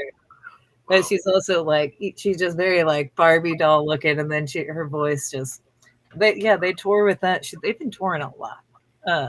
But if you see Brat, they should come to Japan. Brat would love them. Brat would love Japan, and Japan would love Brat. Yeah. I know Ryan Leary is in the text, but he let me. The singer of Eyehategod, Mike Nine Williams, has a book. So just a book of poetry. It's really hard to find. I really like his writing, even though probably because it's just so nonsensical that I relate to it. But he lent me a book, and I still have it. And now he moved to Canada, and maybe I'll send it back to him for his 50th birthday. Oh, he's turning 50 soon. Happy birthday, buddy! Oh, yeah. Yeah, see them all around. They played in Nashville a month or 2 ago, and I just popped up, and they're like, "What are you doing?" like, don't worry about it. But I mean, their shows are hit or miss. You know, they either bring it or they're kind of messy. You know. Yeah, we might be to blame for that, though. You know, yeah. We're the delinquents going to these. I mean, seriously, yeah. Have you ever played a show where you're just like, these people are on their phones, like. Yeah, you're like, you're on tour, you're going to the show, you're like, I got my shit together for this one. Yeah. You're playing a show, and there's some girl like looking at TikToks in front of you on their phone. People are dehydrated and hungry. Yeah, I just always like to try to look at the whole picture. Like, what if it's us? You know, we gotta think about that. You gotta think about that next time you're at a show. What if this show sucks? Because never mind. Yeah. It has nothing to do with the free lining or whatever the fuck they're up to. Anyway. Yeah. Mike, did you do yours yet? No. Just Eyehategod banter. But I'm going to say that as well as inventing Oi Division, I also invented another genre of music, Sunday Night Punk. Yeah, you did. I did, which is basically new wave. But nevertheless, it's out there. The adverts. We've talked about the adverts a bit. I think everyone loves the adverts. Everyone loves the adverts. Well, first LP and the singles. I've still not heard the second LP. I almost bought it this weekend, and I put it back. Okay. I went a step further. So I kind of was like, but I had that moment because it got reissued, I think. Okay, I went a step further than you. I went even further than that, and I went into the solo. I went into the TV Smith solo back catalogue, which I was a bit scared of, to be honest with you. But I saw this record like peering out of me, and I was like, "Fuck it, I'm going to buy this," because it's quite hard to get. It's the first TV Smith album from 1983. Wow. It's called Channel 5 because in England at that time we only had 4 channels on television. So this is like Channel 5. 1983. But this sounds older than the adverts. It could have come out before the adverts because it's so like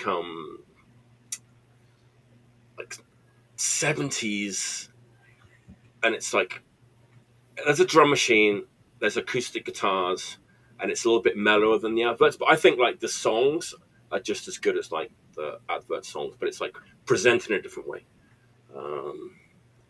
And it's definitely Sunday Night Punk. Cheap keyboards, cheap drum machine with like TV Smith's kind of like brittle, like, you know, like sad, like vocals, like over the top. It's great. It's like, it's much better than I was expecting it to be. The cover looks a little cheesy. Man, you know, it's 1983. You know, it's like there he is. Hello. Hello. I'm back. You know, coming on the TV. Yeah, I'm happy that I got this. It's really, really great. But it's almost like it's not like Canterbury. It's not like Caravan. But it's like it's definitely kind of very wistful and kind of melancholic and arty. It kind of, when you see who plays on this record, it's like, fuck, how did he get these people to play on this record? He's got like one guy that like, one of the guys like he used to be in the adverts, but the other band he played in was the Mike Oldfield group, which is fucking weird. Like it's like mild, like right, like no gay advert though, huh? But like post like Tubular Bells, like Mike Oldfield. So it's like this huge, fucking like widdly diddly like prog guy, you know, who was made Virgin Records into this huge corporation. But anyway, you got this guy and this other guy who was in like Procol Harum and like Mike and the Mechanics and played with David Bowie. And it was in Pink Floyd, but it kind of makes sense when you hear it because it's got that like very like it's like kind of progressive rock meets like real cheap like drum machines and acoustic guitars. But I mean, if you like the adverts, it's basically like it's like the advert songs presented like in a different way. I love his vocal. Well, I mean, his vocals are like they are in the adverts, but of course, like more subdued. You know, it's like it's quieter, but it's you know the songs are undeniable because it's TV Smith. But also, everyone in the band is called Tim, which is another weird thing. I don't know if he did that on purpose. But it's like three. He's called Tim, and then you got Tim on bass and another Tim on keyboard. Has anybody heard TV Smith did a Red Dawn's EP with? Has anybody ever heard that? He did an like the Red Dawns. You know, Douglas Burns from Observers is Red. Yeah. Like he did a little thing with TV Smith together. Wow. Yeah, it was an EP, but I haven't heard it. I mean, I looked at his like discography. It's like, oh shit, there's like 15 albums after this. I don't know if I'm going to go any further than this. This is great. Like it's really, really good. And he's coming to Japan. He's playing like in a 100 capacity club where all the punk bands play, and he's playing with the Rough Kids. Talking about Oi, Rough Kids are a Oi band, right? No. Rough Kids, the band from LA. I think it's the Rough Kids from LA, yeah. And like, but they're like going to be his backing band. Oh, and then they're gonna play before him, and then they're going to be like his backing band. So it should be pretty good. But it's like the adverts though. But it's like TV Smith like with the Rough Kids. So I know. But, cool. What is it called again? Channel 5. That's right. Channel 5. Because, you know, 83, we only had 4 channels on TV. I actually remember that. I'm old enough to remember not having very many channels in the US. It was better back then. Yeah. Less choice. Yeah. All right. I guess I'll go next. Okay, so I'm gonna do a band record from. I'm gonna do a record from a band that moved from Buffalo to Chicago. Was in the. You know who this is? I have a feeling, but go ahead. Yeah. It's a very short-lived band. They put out several EPs before they released this 12-inch. And I was kind of, when it came out, I remember being in 2003, I was kind of wondering if this band could actually do a 12-inch. Their live sets were phenomenal, but they were about 15 minutes long. So, and usually like the bass player was bleeding from his head from throwing his bass into his face. And usually something chaotic was happening with this band. Yeah, Ryan Leary's got it too. Okay. No. Not Tyraides. I'm talking about the There you Tyraides. go. Tyraides. There you go. Good guess. It's a great record. Great This is a fucking great- band. It's a great fucking band. Oh, yeah. The best part of this band is it's kind of garage rocky, but it has this like very shrill female vocalist Yeah. with like garage rock. But they could play any scene in Chicago and win over a crowd. And honestly, they were the kind of band that would play those kinds of shows.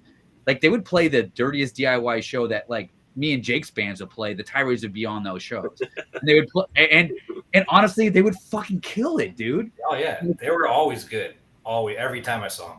Every single fucking time. It's garage rock, but it's very kind of aggressive, under the point of almost falling apart. The vocalist is she's just like shredding in this like very kind of shrill voice, and then the Jim McCann's fucking just like shouting behind her, giving this like really awesome like variation on vocal, and just really awesome, just great songs. Like He's an awesome guitarist, man. he's a really fucking great. Fuck yeah. So basically, two bands from Buffalo moved to Chicago around the same time, in probably about 2001, I think. That's the Baseball Furies and then the Tyraides, and basically just started playing shows in Chicago. But they basically wouldn't turn down any show that they were offered in Chicago. So what made them awesome is that they were a garage rock band that was like, I'm playing in the Southside Basement. I'm playing a show at, the Ice Factory. They played a show with like Clorox Girls at the Ice Factory with us and Observers and stuff. But they would also play with like a bunch of crust bands. And every single time they played, everybody would go off because they were so fucking good. They would play bigger clubs too. They just did whatever. Yeah. Did they have some singles out too? Some 7? They had, I think, 5 singles. And that's why they kind of became almost like a singles band. That's why when this record came out, I was a little bit like, are they going to be able to like put it together for a whole record? But it's fucking great. And this is exactly the kind of band that needs to have somebody put out the singles collection, right? The singles collection. Yeah. But I don't know if they're popular enough or well known enough to be the kind of band that would like generate that. But I mean, this was on Broken Reeds, it's out of San Francisco, which is a fairly big record label at the time. In 2003. So anyway, absolutely phenomenal. It's like very kind of, I mean, the term unhinged used a lot on this show. It's one of the adjectives that we. Yeah, it's one of the adjectives. Brutal, but it's off kilter. Yeah. It's like aggressive, but in a rock and roll kind of way. It's not aggressive in a hardcore way. You kind of get to the point where you're like the vocal is almost like too much, but then it like pulls it back in. Like they want to create tension with what they do. And like I think that's what made them so multi-dimensional and being able to play different scenes and do different shit is because they fucking just like they're able to like make it work. Right. Like it works because it's good fucking punk rock. Yeah. Baseball Furies were good too. They had some of the same members. Yeah. Yeah. Jim was in that band too, the guitar player. Yeah. I stayed with them in Buffalo in the 90s with Brian and Annie on a tour. So I met them. I mean, this had to be like 97 or something when I met them. And then when they moved to Chicago, we like ran into each other. It was like, oh, hey. Yeah. And in Chicago around that era, there was kind of a big garage rock scene going on with Horizontal Action, which Horizontal Action. Criminal IQ. Blackout Festival. I mean, the one where I'm talking about the bass player blooding himself, they played the Blackout Festival. Yeah. And they were playing the Spit show. And maybe New Bomb Turks were also playing. Anyway, it was a big show. And literally 3 songs to 5 songs into the set, he takes the fucking bass off his face and just bleeding everywhere. And then just like finishes the song. And then they all just fucking walk off. Like they just didn't fucking care. You gotta do. Bands were kind of killing themselves to get on those shows, and those guys were just like, "We're done." Like that's it. Well, they had the chops. Yeah, they had the chops. So 2003, Broken Reeds. Find it. Yeah, Broken Records.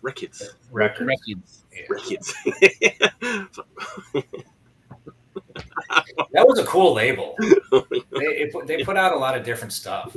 Yeah, some pop punk, some like garage rock. They did a lot of stuff. Yeah. I think didn't they like do the Sounds like reissue too? Going back, I think they did. They did, right? And they might have done the Mob reissue as well. They did. I think they did. Yeah. Which I have that pressing. It's great. Yeah. Was it me again? Yeah. It's you. All right. What are we on? Number 4 or 5? 4. Okay. I was like, all right. Let's see here. Oh yeah, I pulled out this one today too. Oh. I'm gonna do Forward. There you go. My favorite Forward album. That was a cool one. This is the one. And I like, Right oh, you have it right there too? Twins. My forward section is just yes. Yeah. I was just thinking about that. I was like, oh yeah. And the last tour out here, that band Torture Garden I was playing, we opened for them in New Orleans. And they stayed with it, like they stayed with my singer Emily. But it was fun. But yeah, I'm like, I don't know. I got nervous. Were a great band around this time. I got nervous all the way. I was like, what if they're watching?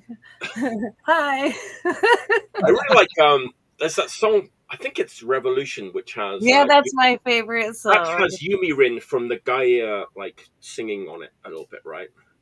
But she sings a little bit back. Yeah, she does. I liked that a lot too. They brought in it was a cool contrast to hear that and all that, especially I mean, I guess when that came out, I was probably like, what year did that come out? It's probably like 20. This is like either really like it's really early 2000s, right? I think. Yeah.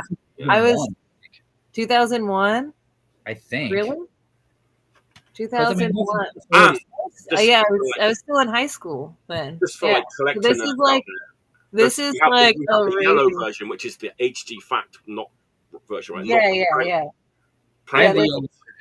Yeah, this is the HD fact. Green. One. The prank one has a green cover. This is the original like Japanese. Yeah, I have the original Japanese one. Yeah. This is HD fact.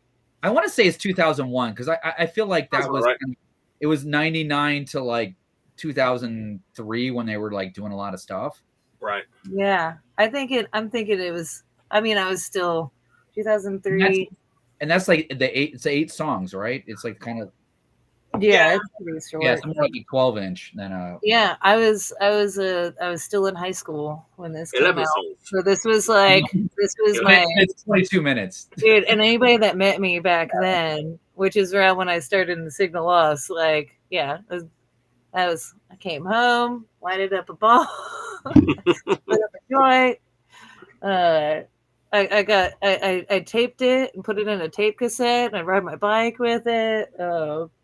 And then I think Forward because like a lot of Americans didn't see Death Side, so when Forward actually started coming to the U.S. and putting their records out, it was kind of a big deal. Like, it was kind of like, all right, we're seeing some real shit. But the thing that Forward did, I remember, it's like they would go to the US and they would play songs from their new album that like hadn't come out yet. Yeah. And stuff like that. And it's like, Jesus Christ, what are you doing? It's like, and then they didn't play any of the songs that like people knew from the records that were, it's like, Jesus. Yeah, like we're done with those. Yeah, we've moved on now because they don't care, so whatever. That's how Signal Lost was. It'd be like it was like, why don't we play that? No, they don't want, like, no, we're playing the new stuff. Right. I think they fell a little bit flat sometimes because like nobody knew any of the songs, and it's like, fuck, Yeah. They always did really good in Chicago. I don't know. They played the Fireside, and the shows they played, it was all pretty much on. Yeah, I mean the records weren't exactly easy to get. That 12-inch wasn't exactly easy to get until Prank put it out. Right. So I mean, there was a couple EPs that were floating around and stuff, and if you knew Martine or you knew a certain amount of people, you could get it. But at that point, it wasn't a lot of. There was vacuum mail order you could get around that period of time. There was, there was a few Armageddon records kind of would make it, but it was kind of hard to get. So I don't know. I don't have it. This is Matt's, and the other time I had it, it was Zach's. Yeah, I think Zach got it. Really? So like, I was like, oh yeah, by proxy have this record again. Well, it's one of my favorites, so it's definitely something I've been, now that I have access to some of this, like starting to kind of rediscover old bands that I just probably wore those records out. But yeah, I think they were much better back then. And like, I know it's like they used to write more like catchy songs. They started to kind of go more like just like let's play super fast, and like their songs like were not as catchy as they kind of went like. I agree. Well, everybody started copying them. What else were they gonna do? Let's just go make sort of more like straightforward, like super fast songs and like we're like that's not cool anymore. We're gonna do this. yeah. I mean, like I think it's important to change slightly and different. Like I don't want to hear the same album over and over again. But there's a lot of bands too where I only like that album. Like, oh, I like this one. It's a mix, it just happens. Yeah. I think like that one and then this one are the two like best. I think. Oh I agree. Yeah. And then after that, it gets a little bit. Yeah. But and the EPs are good. Some Actually, of the this one's pretty decent. Yeah. Oh, I think I've got that shirt somewhere. When they had the fuck bush, they would start with like the fuck bush. Fuck bush. I remember one time there was a boat party and I rolled a joint and was trying to bring it out to Aishia, and I like got it out there and I like I went to light it, and then as soon as I lit it, it like lit and I just sunk down. just like I just like the entire giant was like I just like lit it and was like woo. It's pretty funny story. Every time I think about how embarrassed I was.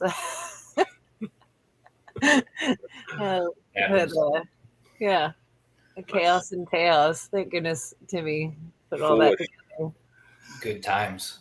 I feel like he even booked all of our tours and stuff. I was like, that's probably why I know you. And every time I point, it's the wrong direction. It's fine. But, all right. Mr. Levee. I'm on number 4 here, right? Yes. 4. We've got right. one more round. One more round. I'm going with Hickey. Oh, Hickey. Oh, yeah, I love this record. Definitely a cult followed band from the Mission District in San Fran in the mid 90s. Singer Maddie Love unfortunately passed away in 2002 due to drugs and alcohol, whatever else. And this record has it all. Whether you're a punk rocker, whether you're into hardcore, whether you're a hippie, whether you're whatever, it's for the whole family, if you will. But it's a wild ride. It's like it's got really heavy, dark, sad parts. It's got some psychedelic stuff going on. It's got a ton of noise, a lot of good samples. Every record was hand done. Every cover is different. There's a really good booklet that comes along with the record where they actually document like all the rules, the laws that they've broken on their tours and stuff. Just really classic stuff. But for those of you who know, it's one of my favorite all-time punk bands. I love Hickey, big fan. Highly suggest that record. This pressing is way gone, but it got repressed on 1, 2, 3, 4 Go, I believe, out of Oakland. So you can still, or no, Dead Broke. 1, 2, 3, 4 Go repressed the discography they had, and Dead Broke Records, who also puts out Canadian Rifle, just repressed that LP. So you can still grab it, but one of my favorites, never gets old to me. Love it. It's great. I saw them with Fuckface. Yeah, they did a split with Fuckface. They have a 7-inch. Yeah, they were awesome. Yeah, they were probably out of control. They were out of control. It was a phenomenal show. It definitely a show that definitely made a mark on me when I was like 19 or 20 years old. And then I went back to the Fat Day house to hang out with them. And then a bunch of those dudes were shooting heroin, and it totally freaked me out. In the Fuckface LP, like I was like, "Whoa!" On the Fuckface LP, in the insert, I'm pretty sure that there's pictures of them like shooting up in the insert. Yeah, I mean they were literally in the living room, and we were listening to records. I think we were listening to Horses of Patti Smith. That's how much I remember it. And I remember like hanging out and being like, this band is so fucking, two bands are awesome. And then they all started like doing heroin. Yeah, then you're like, uh-oh. Oh my God, I have to get out of Time to here. go. Yeah. Yeah. Well, they sure knew how to rock and roll. You know. Yeah, great record. Classic. Fuck yeah. Last round. Oh. Yes. Cheers. Yes. One of the things that I like to do in my free time is check the cheap bins in record shops. Usually the $5 bin, 500 yen bin. And I had a good time last night on the way back home. And I almost like found too many records. I have about 7 or 8 like $5 records that I bought last night on the way home. I played them all, and I decided to go with this one. This is the one that kind of stood out to me last night. It just happens that they were an Austin, Texas band. But this might be a little bit obscure. We'll find out, like, if anybody in the comments or anyone knows this band. Austin, Texas. We're going back to like 1981, like 1982. I don't think they had any records out when they were around, but they kind of, some of these songs should have been released, but they had a song in a movie later on. But anyway, this is the record that I bought, and I spent $5 on this, and it's Max and the Makeups. Oh, wow. I don't know that. Facing the Monsters. There they are, lying in the ground. Resurrected by our friends at Puke and Vomit Records. So I guess like female-fronted punk rock. Like, honestly, they're an Austin, Texas band, but it sounds like old LA punk, and it's really quite good. And it's like, it's almost like that punk that's kind of going a bit new wavy, but it's still like punk enough. It's great. And like, they had one song called Xerox, and it's in that movie Future Kill, for anybody who remembers the movie Future Kill, which was like 87, which is like, it's got people from like the Texas Chainsaw Massacre in it, I think. But it's like, it's a radiation-scarred punkers hunt down fraternity pledges in a post-apocalyptic wasteland. It's this movie. But like, this band had a song in that movie. Cool. And it's a great song. It's just like, is it as good as like the Nasty Facts or the Screaming Sneakers? Maybe not. But it's in that kind of ballpark of like, so it's like kind of poppy and like it's melodic. Poppy. Every song's like super catchy. There's only one bad song on it, and that's a fucking Bob Dylan cover, like Lady Lay. They didn't need to put that on there, but it's in there. But yeah, like the vocals are amazing. It's like, and there's a little bit of it, even like sounds like X a little bit. It's got that kind of rock and roll like feeling going on, rock and roll vibes. If you're like a sucker for like early LA punk, I am female vocalist, I would say go to YouTube and check out the video for Xerox. It might win you over because it's a really good video and it's a really good song, and it's the lead off song. And if you can find this record for cheap, pick it up. But you know what, I was thinking, man, this band is like super obscure, but then there's like, they have all these like flyers of like shows they used to play, or they played like back in the day. Okay, they played at a place like the Clubfoot. Is that? Oh yeah, that's pretty fun. Yeah. Okay, the Clubfoot in Austin, and the Joker's Waltz. This is all Austin, Texas, I guess. But they played with the big boys a couple of times. Probably at Raoul's, I would think. It all seems to be at like Clubfoot, pretty much. Clubfoot, so yeah. So these are like I've never heard old flyers. This would be like 81, 82. That's cool. And then the best one I thought was like this Woodstock 83, which doesn't say, it seems to be like outside. It says swim at your own risk. This is like a precursor to like fucking Chaos in Texas, like on a post show.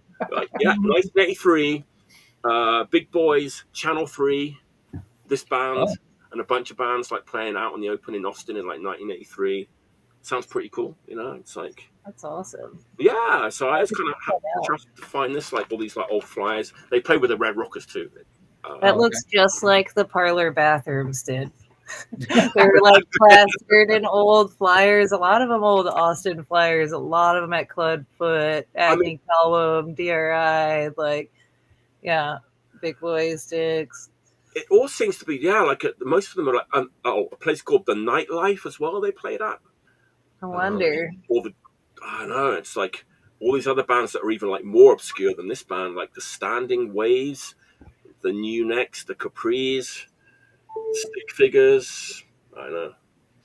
Yeah, but, if you like old female fronted like LA punk, they're from Austin, but it's good. Check it out. Good stuff.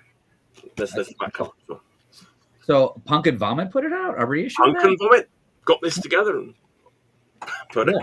So it should be pretty available, I think. I don't it came out, and this is like from 2015. Man, it's already like nearly 10 years old, but good stuff if you're a maniac for this kind of like old punk. But it's kind of cool they play with the big boys and they did that like outdoor festival and stuff. But that's my last pick. All right. Back to the makeups. All right, I have a last pick. I guess I'm going to go with this. I'm going to go with the reissue again. All right. Dirt Cult Records with Jake knows. So this record has been re-released multiple times. Rock and Roll Blitzkrieg has done it. This one is Dirt Cult Records with Green Noise record. But I think even Ugly Pop put out a reissue of this as well. It's a classic fucking punk band from Australia. Oh, I know what it is. Exasperations. Yes, there you go. There you go. Man, that's in my pile, but that's good that you showed it because I was like, I just think that I just wanted to show this because I think if anybody is into punk rock, they should buy this record. It's a great record, yeah. I got this record probably in about 2000. This is the copy I got. That's not the Ugly Pop reissue. That's like a different reissue, right? No, this is what is this? This is the Rock and Roll Blitzkrieg 2001.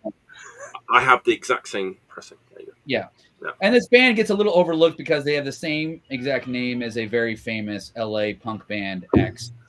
And that X record actually came out at exactly the same time as X's Los Angeles, and neither one of the bands had heard that they were doing it. But this band is from Australia. Ian, what is his name? Ian Ryland, which was the bass player of Rose Tattoo, quit Rose Tattoo, and started this band, punk band in 1977. So it's really one of the first like Australian punk bands. Yeah. Though this record didn't come out actually until 1980. Right. They did an EP which also got reissued. Let me see by Timmy. You know what? Timmy did do it. But that one is hard to find. Oh. So Dirt Cult and Green Noise Records reissued the Hate City recording as well. So it's a different title, same songs. Oh, okay. That one is like The Basement or The Floor Is Our Home. Yes, that's it. Yeah. Same songs. So basically they did this EP, basically recorded this as kind of like a demo. And what happened was the guitar player died of a heroin overdose. So a couple months later, the singer basically learned enough of the songs that they had to go in the studio that they were going to do another EP. And then when they went into the studio, they basically only had 5 hours to record. So they recorded every single song that they could play with their new singer guitar player. Or he was the singer always, but he also was playing guitar. And then they put this out and recorded this. So they recorded 11 songs. It's absolutely fucking incredible early punk rock. Great. It's melodic, but like the vocal is really loud and very like I don't know, he's very melodic, but he's also very like aggressive. The guitar playing is very sparse on it, so the bass leads a lot, which makes sense considering the original guitar player died, and the singer had to learn the guitar parts and basically wasn't as good a guitar player basically. So right. But it's honestly it's a classic, and the fact that it came out again and you're now got to pay $40 for it. I'm not 100% into the reissue of the record cover art, but it sounds exactly the same as the copy I have that came out in 2001. So X Aspirations on Dirt Cult and Green Noise Records. Awesome. Yeah, that's a great record. Yeah. And the EP is Hate City, also by the same labels. They only did 500 of that. After that, you have to go with Timmy, who put 5. 540 Records did it when X played Chaos and Teos. Right, I gotcha. Okay. So he did a limited EP as well. So yeah, I got to order that. I like that band a lot. I have yet to order that from Derek Hall. It's a great record. Yeah, cool. Well, are you done? Are we done with that one? we're done. Go. Yeah, I know. I already told y'all earlier before I knew, but Oh, it's the Offender. yeah. Right this way. They the Offenders out on Rabbit Cat Records in '85. Laura Croto is one of my good friends, and her and Stacy ran Rabbit Cat Records. It was two women that ran that. But they put out MDC, Scratch Acid, Butthole Surfers' first album. I think that did they even put out N.O.T.O? No, they didn't. Yeah, they did actually. Yeah, they did. Yeah, they did. I think yeah. I just cleaned out a garage. I was like organizing all the Scratch Acid reel to reels and weird stuff like that. It was. Wow. It literally, in my opinion, is one of the greatest punk labels that doesn't get enough recognition. Not at all. Not at all. Like it's up there as one of the best punk labels. The records are phenomenal. Yeah, I mean, it was pretty amazing, all the stuff that they put out back then.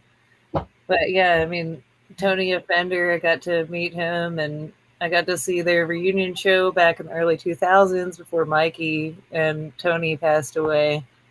And I think JJ got arrested at the end of that show for smoking crack out front. But I got them to sign my T-shirt first. But yeah, but yeah, they're all super nice guys. And then Craig Merritt, who played with like World Burns to Death and all that stuff, he played bass for them for a little while. But yeah, just kind of pulling out an old Austin relic that I have. It's a great record. I love both of their records. Me too. It's not that it sounds like Articles of Faith, but I think it goes in that same category as like, and I hate to use the word underrated because it's basically meaningless, but I do think those records are classics, like the Articles of Faith records. Absolutely. I mean, there's like, it's all bangers except for the well, I mean, the cover at the end. I think that was just a thing that bands were doing back then. They just like pick an old timey song and redo it. The Dicks did it. The Dicks did it. Yeah, exactly. On this one, it's You Keep Me Hanging On. Yeah. And like, or just like the whole record's just bang, and then it's like just like a crazy love song at the end. I love it. I'm like, what inspired that? I would like to know. I always hang on, I get them mixed up. Like, is I Hate Myself on that record? Is that on? I Hate Myself is on that. Yeah. I mean, that's just like that's one of the top 10, 25 like punk classic songs. Punk classics, yeah. That is like people don't bring them up, and there's been a resurgence of the Dicks and the Big Boys finally. But like, you know, again, I feel like every couple of years, it's like we have to teach the young one. Be like, no, check this out. Like these people broke ground for us. Hi, Paul. How you doing? Paul's What's going on? Please talk for a second. After they sign the record, the crack, the arrest, and all They played hardcore punk in between all that. Yeah. I mean, yeah, no, he JJ was a mess when he was in and out of jail. But you know, I feel they can't be called the Offenders and not be offending. Exactly. Oh, that was a little around, but yes, exactly. Oh, yeah. I mean, like, it's just interesting. I can attribute a lot of my taste in music to them. I started befriended Tony Offender's daughter when I was like 10 or 11, and I basically just like spent all my time at their house and just like between my parents' records with the Parlor and Laura Croto's records and like all those people coming around, it played a huge attribute to recently his son passed away, and I'm sorry to be a bummer, but it's definitely kind of researched a thing in my life. I was at Tony Offender's funeral where they shot his ashes out of a cannon. And I told this story yesterday to somebody, and I forgot to say ashes, and that was really a much better story. But, but yeah, and then yeah, so it's just kind of it's been something that's been on my mind the last couple of months. Just the offenders, and I've been kind of like Jake. I've been playing guitar, Jake. Good to hear. But yeah, so I've been just kind of trying to pick up different records and emulate like different people, like different records that I like. I'm like, all right, gonna play through a Marshall. You gotta not suck. So working on that, but yeah, it's one of those things where like his son Alex passed away, and he's up there with Tony and Mikey and all them, and I just wanted to kind of, I'm like, that's heavy, but I just wanted to like bring it out and be like, oh, don't forget the offenders. I'd like to get an original. I have like the fucking like I have like 3 different like versions of that, but I don't have a rabid cat. I have an original tape cassette of that. Wow. If, like, I can send you that. This one, this one I've had for so long. I remember like being like a young person and like I was like, man, this band's great because they have a song called "I Hate Myself," and they also have a song called like "Face Down in the Dirt." I'm really like loving this like negativity from these guys. So, like, no, kind of, I was all on board with that back then. Yeah, best thing for a teenager being like, just like hanging out. My friend, her mom was into music stuff, and my mom was a promoter. And both our mom, we met at a party when we were 10 because both of our moms were hanging out with White Zombie. Like we were like, and we clicked right then, and it was one of those things. It was like, oh yeah, like my mom does all the shows over here. You want to go see Motorhead? And she's like, oh, well, my mom was did this. And so it's kind of interesting growing up in that kind of work, like not exactly a record buff, but I just kind of grew up in it. And so it's kind of one of those things every once in a while I'll be like, just a resurgence. I guess somebody should put out the Offender. I mean, have they reissued this? Yeah, I've got Southern Lord did both records. Like, yeah, just like, I'm gonna come on here just to ask you guys about my records. Because I don't like the Southern. It's like, go to the doctor, like, what do you think this is? And they'd be like, no, let me tell you about it. Okay. The Southern Lord one is like, it's like a it's got 2 both records. Yeah, and it's got like the puffy jacket that you can use as a life jacket if you it's so puffy and like big and like it's like you can use it as a life jacket if you're. That's a good idea. You can make a jacket like I like that. I want a thin, flimsy rabbit cat one. I don't want a big, thick puffy.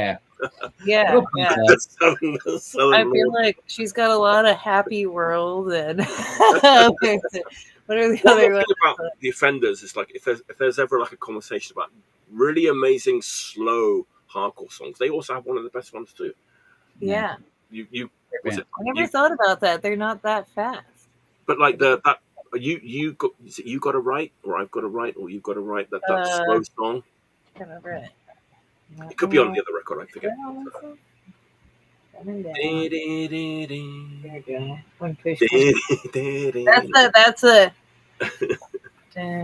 when push comes to shove, that's got to be the one you're thinking of. Yeah, maybe. I know what you're saying. Yeah. Take us home, Jake. Take us home.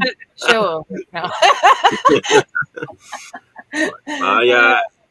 I think, I was like, I should have started with this one because I was like, oh, I gotta go pee. Go, Jake. Everyone has to pee. So, Jake, right, here we go. So, again, out of Austin, Texas.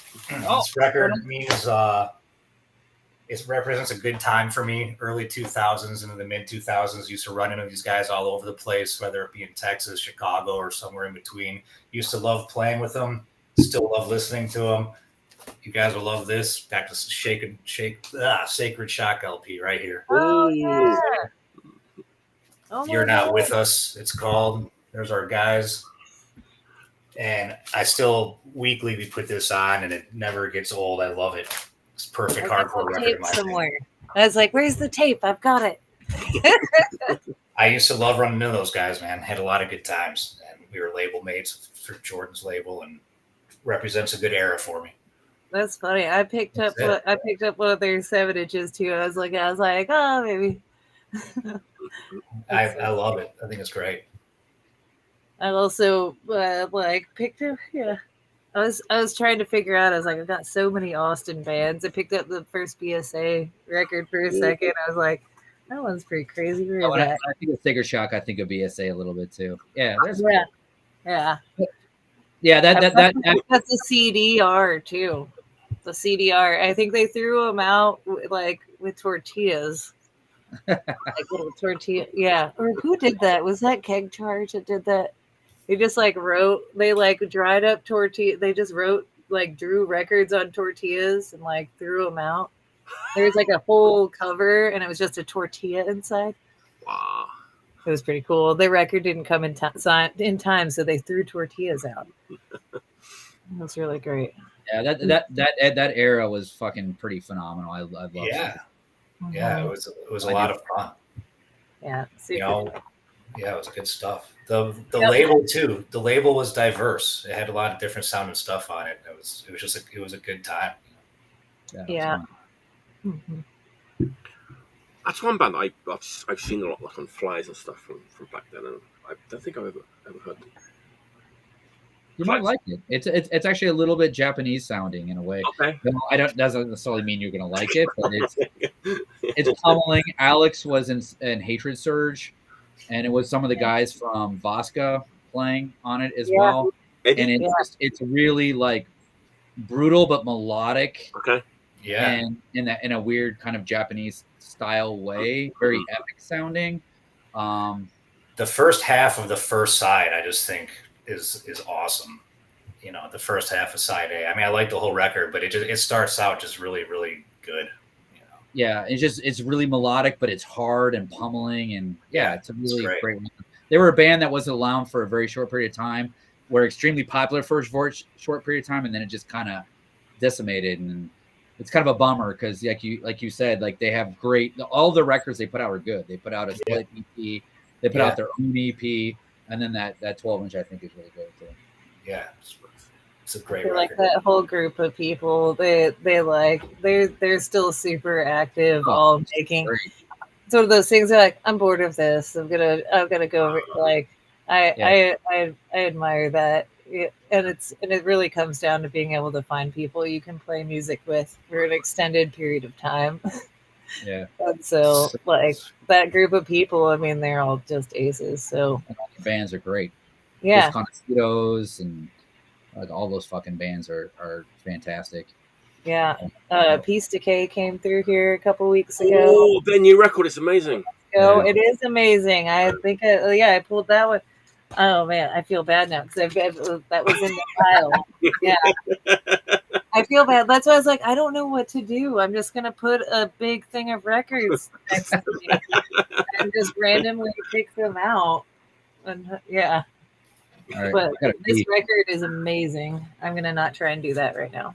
I can't see. Yes, we all need to pee. We've been very busy with this podcast. From podcast to P-cast. Podcast to Let me just announce next week's show, and then we can do what we need to do. Next Friday, episode 88, September 20th, 10 p.m. Eastern. Hazel's back. Actually, Rachel hasn't confirmed yet, but I think she said she was going to come on. And then Daniel, who's been in the comments, it's going to be a great show. Daniel, we love Daniel. We love Hazel. We love everybody on this. Almost everybody on this show. It's going to be a great show. Tonight was a great show. I'm so glad that Jasmine got on. I'm so glad he hit her. Yeah. Fuck yeah. You'll see on your messages later tons of screenshots of my I saw a couple of them working and me being like, I'm so bummed. I saw that one. Why is this happening? I think I just said turn it off and turn it on again. Or like, I unplugged it. I watched it blink for a while. I'm like, it says the white is okay, but it says no signal. yeah, we were getting a little bummed out. I think we were doing our best, but like, I was bummed. Yeah, and then I just like I made sure to message like I haven't given up. It's just not working. Like I'm not giving up. Yeah. It's okay. Thanks, because we're glad you came back on.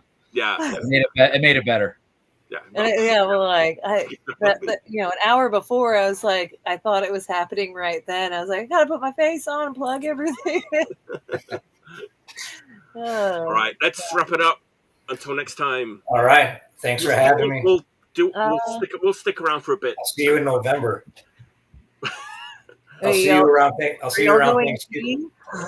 Until next time, stay healthy. All right, man. Stay. Stay. Yeah.